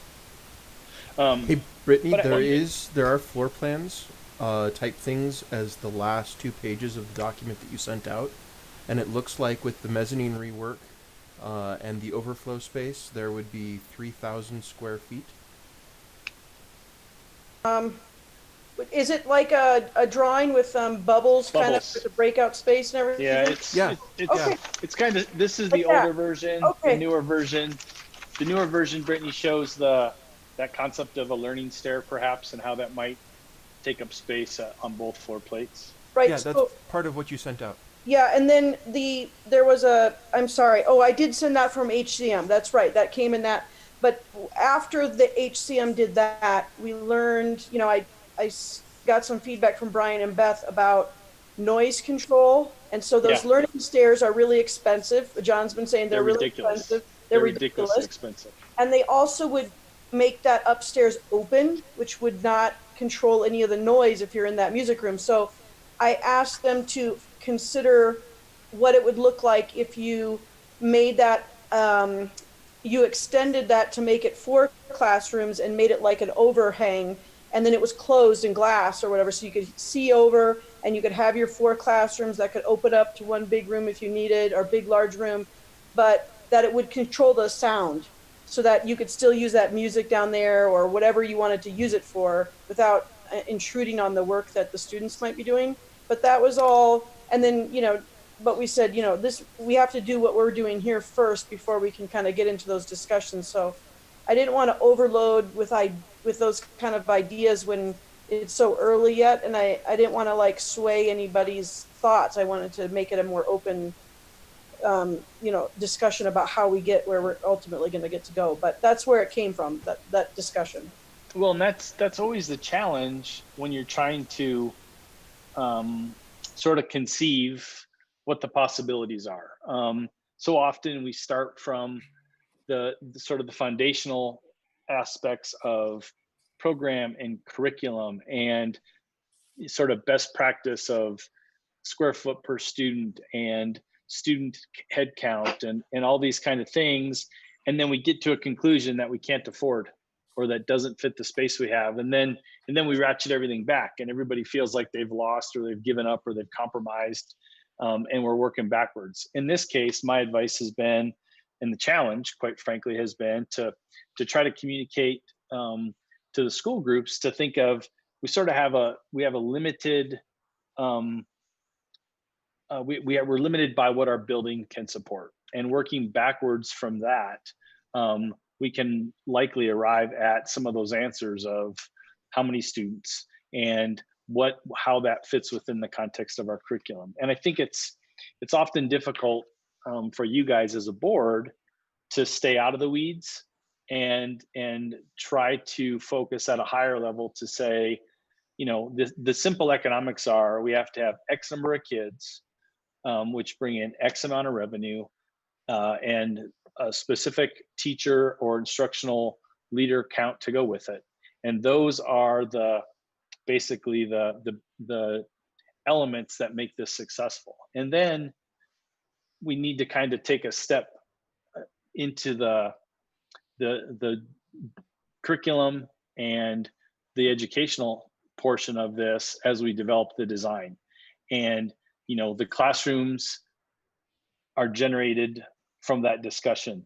The size and the orientation of spaces to one another is generated from that discussion. It's more of a building admin and instructional leader function at that point, less a kind of a board in the weeds participating in design charrettes or making, trying to make more complicated decisions other than sort of the overarching objectives. And it's hard, especially when, with a board like you guys that are very passionate and involved. You want to make sure that not only you're helping to lead sound decisions, but the decisions that come out of the process are sound decisions as well. So it's hard to kind of let it go. But I think that would be my advice, is to, think about what those overarching requirements are. And then, our design team will work with Brian and Amy and the instructional leaders to come up with how much is glass and how much is open, and how do these spaces really need to be designed to support the curriculum and the expectations of the curriculum. So to that, did we figure out what our magic number is? I think based on what Seth said, I think that's something that we really need to dig into to figure out. I mean, if you're just doing the numbers, and you say, okay, 50 students times, let's be 7,900, which is what the, about the PPR is right now. Yeah. Do the math, and then you see, well, that's what you get. And considering Seth is, for 6 years or maybe 5 or 6 years, your program is going to need to have some influx of cash. What would we need to kind of get the program to be at least flush maybe 70 students, that's 600,000, around $600,000 coming in. I don't know, but I think that's a bigger discussion than, like John said, the design things. Two teachers, an assistant with benefits is 150,000. Okay. So 25 students brings in 200,000, but you have to then throw in other operating costs of that building. I haven't counted any admin salaries in. So it's right within the ballpark of, I think, what John is saying as far as the scale of the building, what it can hold. And if you look at CES kind of phases over 5, after you do 2 loops, 2 loops, 2 loops, maybe in 6 to 8 years, the new board and whoever's running the school might want to punch out a wall or do something else that's crazy, because the program's so successful. But go three that's going to be stories. you. Yeah, You're never leaving. So, Right. But a couple of things. Number one, the thing that makes our situation unique is the 5B funds. A lot of these schools going into doing this have that huge capital expense that we don't have. So we're not, so we don't have to recoup that on a regular basis. So that's number one. Number two, keep in mind that, we've now told, as of this afternoon, we've officially told Jeffco, that we ain't changing the outside. We're not changing. We're not making the school any bigger in the short term or all that other stuff. And kind of the projections that we had given, that Brian had given me, that I'd given the zoning, which obviously they don't need, but kind of what we'd been looking at was for the 24-25 year, about 30 7th graders, about 25 8th graders, and about 65 homeschool, which puts you at right about 120 total. So that's 5 years out, about 120 total. And I think that fits with at least. I mean, I think the 100 a child is a little crazy, but might be nice, but I'm not sure how it works. But if what we really want to do is slowly build and build well, getting to where we have a 7th and 8th of someplace between 50 and 60 in 5 years makes a whole lot of sense to me and kind of fits with that. And again, if we don't have that huge capital expense of the building, maybe it actually makes some sense, I think it's the capital to make a robust program, which Seth was really focusing on the quality of the educators and the quality of the program offerings. Since we have those 5B funds, maybe we'll be able to do that work initially, like he suggested. Where did we get the 25 as sort of an initial class? I mean, how are we kind of generating the initial numbers? I think that Brian was taking 6th graders, how many 6th graders we have, and if 20% left, but 80% decided to stay, that's where you get your number from. Yeah, it's basically a little bit more than half. Well, in this next year, we're right around. I have to look at my chart, but 40 kids. I'm banking we can keep 25. I really do. Right, because the numbers that just came back were showing that of the parents that responded, at least 90% would really heavily consider staying, or that would influence them. So that gives us probably some good evidence that at least 80% is at least a really reasonable number, if that's what you were using. Do we know? I don't think that's right at all, but go ahead. Sorry, Becky, I didn't need to interrupt. Oh, no, I was just going to say, from your analysis, did you break it down by grade? Would we be able to say, here's how many responded in that grade that said yes, specifically, or? I didn't do it, but I could download the data and I could probably pivot it that way if we wanted to look at it. But knowing that, right, what was it? 60%, I think, of the responses were lower elementary, not 60, but the majority was lower L, and there was so much upper L. even in a short time frame, I mean, some of those comments were like, I got a 5th grader, like, can I kind of thing. I mean, it's not a full list of folks. They're not making decisions, but 90% on that response rate was still pretty promising, I think. I think if we have a year where we don't have a full, I mean, I know that the dollars need to come in, but at the same time, that might be a blessing for the just 1 year, to have like, okay, maybe there's only 20 or maybe there's only 15 for the first year, Right.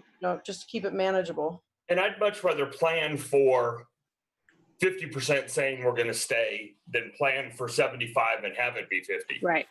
We can always. I'll show you the enrollment numbers that we're projecting for next year tomorrow. So. Okay. Well, if we look at, if we think about sort of the current floor plate at the church, and we envision on that first floor, when you first walk in the door, there's that big sort of cafe space, and we could get a classroom sort of organized in that space, and then repurpose the 2 sort of infant classrooms that are towards the sanctuary, still on the left side. We can do about 65 students there. And the board lounge. Yeah, there you go, board lounge. Pool table. But that would be about 65 students roughly. And then the 3 classrooms upstairs, we would redesign that a bit and turn it into 2 more proper oriented and proper sized classrooms. And again, there's roughly 50 to 60 students that could be up there. So you really would have the opportunity to either, have the 7th and 8th grade up and homeschool down, or vice versa. And then we would endeavor to develop what those shared and common spaces would look like that would have to all exist on the lower level. But that fits exactly with the head count you're talking about, without the need of building a mezzanine or other, let's just call it extravagant improvements. And even as we look at the bubble diagrams as shown, and the cost profile that Franz and Pittman put together, they're putting together a cost profile that's basically a gut and rebuild. And in a lot of cases, we've got walls that are proposed to move 2 feet. And with that, a whole new ceiling and whole new lighting. And we can really, when we drill it down, we can really economize those improvements. And if there's at least some flexibility with the idea of a specific classroom shape and not a lot of value moving a wall 2 feet, then I think we really have a fighting chance to develop the space that you'd really like within that building for the budget. And I understand that there are questions about how we're proposing to allocate the funds across basically 3 budgets. There's the North Campus, there's the existing Montessori Peak School, and then there's an idea of maybe a reserve for some future improvements that might roll out over time within, again, the context of the existing school. So those, just roughing out really quick numbers, I put together a sources and use table. I didn't share it with you guys as of yet, but basically starting with $6.1 million and pulling 400,000 right off the top and calling that our reserve for future improvements, future projects. I'm recommending that we allocate about 900,000 to the existing school and about 1.2 million to the North Campus. And those would be hard cost construction dollars. And then there's another roughly 600,000 that I'm allocating for all the other administrative support, design, engineering, permitting, all those soft costs or indirect costs necessary to accomplish the work. And that takes us to that $6.1 million budget. is there a lot of science to why 900 at the existing school and 1.3 at the North Campus? Not particularly. I think my gut tells me that, what we're trying to do at the middle school is going to really warrant a slightly larger investment from a capital standpoint. And knowing that the existing school, while it does need some improvements and upgrades and some improvements that will definitely improve perhaps the aesthetics, it's a functioning school with proper classrooms and proper circulation, proper bathroom counts. And in many cases, we're going to be reducing some of the student load, at least initially, when we move those students over into the North Campus. So, perhaps we can get away with not having to do so much, or maybe the right way to say it is maybe let go of some of the original sort of master plan ideas that were sort of coming out of the necessity to create more middle school space and other improved space, and live with some of the spaces as they're currently laid out.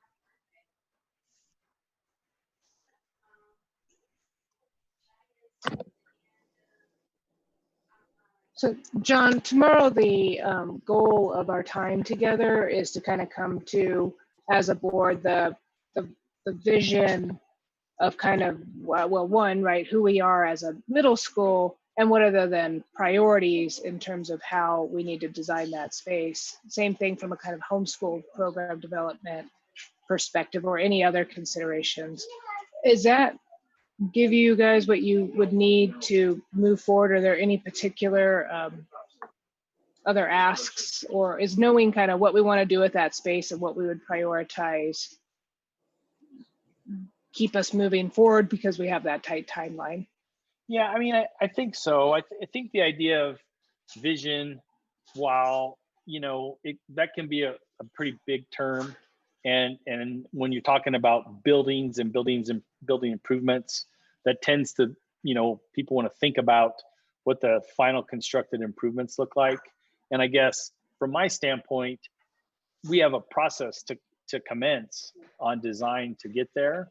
So I would recommend for the board, the vision of middle school and homeschool is how many students in a class, student and teacher ratio, how big does that program want to be, and how do we see it growing over the next several years?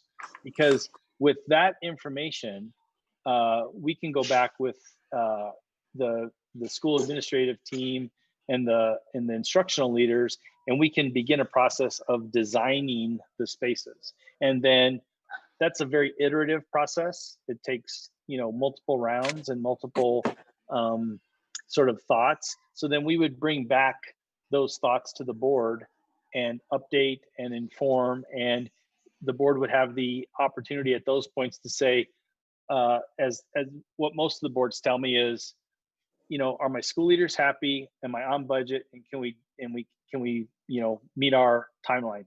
Yes. And leave the playing in the mud, playing in the weeds, the blood, sweat, and tears. Leave that up to the, Brian and his key staff to make it look, the appearance be what it needs to be to really meet the curriculum and draw parents and new students in, and coerce the existing students to stay.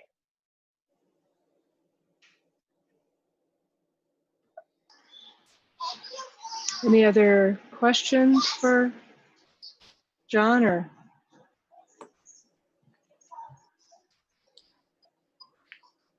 The end of a very long day for everybody. I can imagine. Yes. So you've been beat into submission, and I get the benefit. So that's good. No, that's good advice, John.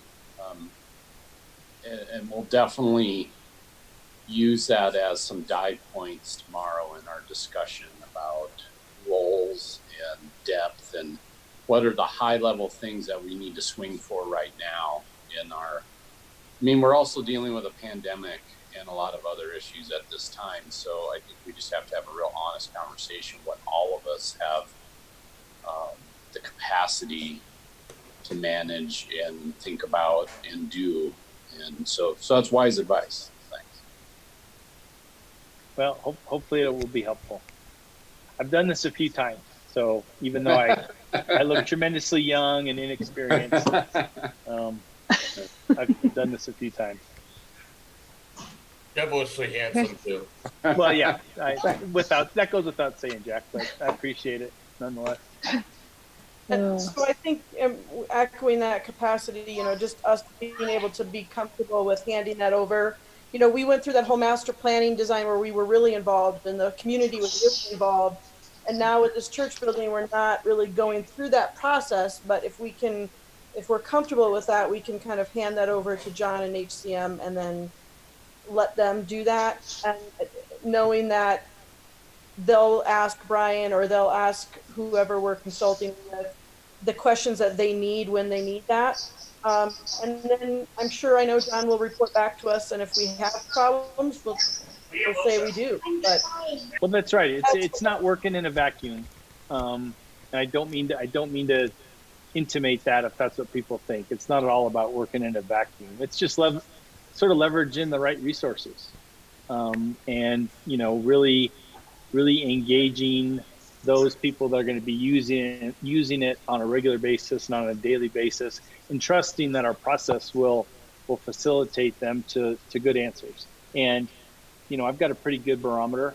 When we start to get too far afield, I'll be able to reel us in, and Brian will be able to do the same. If people are just getting outside the sort of course and scope of their engagement, we'll yank their chain and keep them in line. And it's very easy for us to do that if the board says, X number of students, this student teacher mix, and the basic really high level overarching parameters. Right. Yep. Nope. Yep. Set up monitoring points, and we have a famous phrase in education: what gets monitored gets done. So you got to be crystal clear on what you want to monitor as a board. So yeah. All right, guys. Well, right. I hate to think I've been lecturing. Hope it's good information. Certainly, Brittany will not be bashful about letting me know if there are more questions or anything that's needed. So. Oh man, it's like you've been working with her a bit. No, I mean, honestly, not to toot the horn too loudly, but honestly, we've really enjoyed working with Brittany, and I think we've got great communication and great communication protocol. So, if she can't reach me by phone, she'll text me or email me, and I do my best to get back. And I think, honestly, it's great. So we're in good shape. Yeah. You guys are in good hands as a group. Okay. I think there are any more questions. Good luck tomorrow, guys, and have a great night. Thank you so much, John. Okay, bye-bye. See you, John. I think then too that we can wrap up for tomorrow the things to consider. We've gone through so much information tonight. Really appreciate the engagement and the questions and the thought that's going into it. So tonight and in the morning we have time to reflect. Any other things that we want to either track down. I think the goals for tomorrow, to go through kind of still understanding baseline what's required to get a middle school running, right? I think we have a lot of questions that still lead into student count and that type of thing. So think about what those questions are. Mr. Brian can kick us off with some of those context standards and staffing kind of considerations. Same thing on the homeschool side. What questions do we have about program development? Maybe how COVID is going to impact that, and is homeschool a real area of growth potentially as chaos reigns at the moment. And then we'll go into the brainstorming, keeping it at that strategic level. Hopefully we'll move quickly and get through the day as efficiently as possible. Any questions, concerns, or other considerations? I will send out the PowerPoint right now. But I just wanted to make sure if there was any other things that would impact tomorrow's agenda, I can work that in before I send it out so that we have it ready.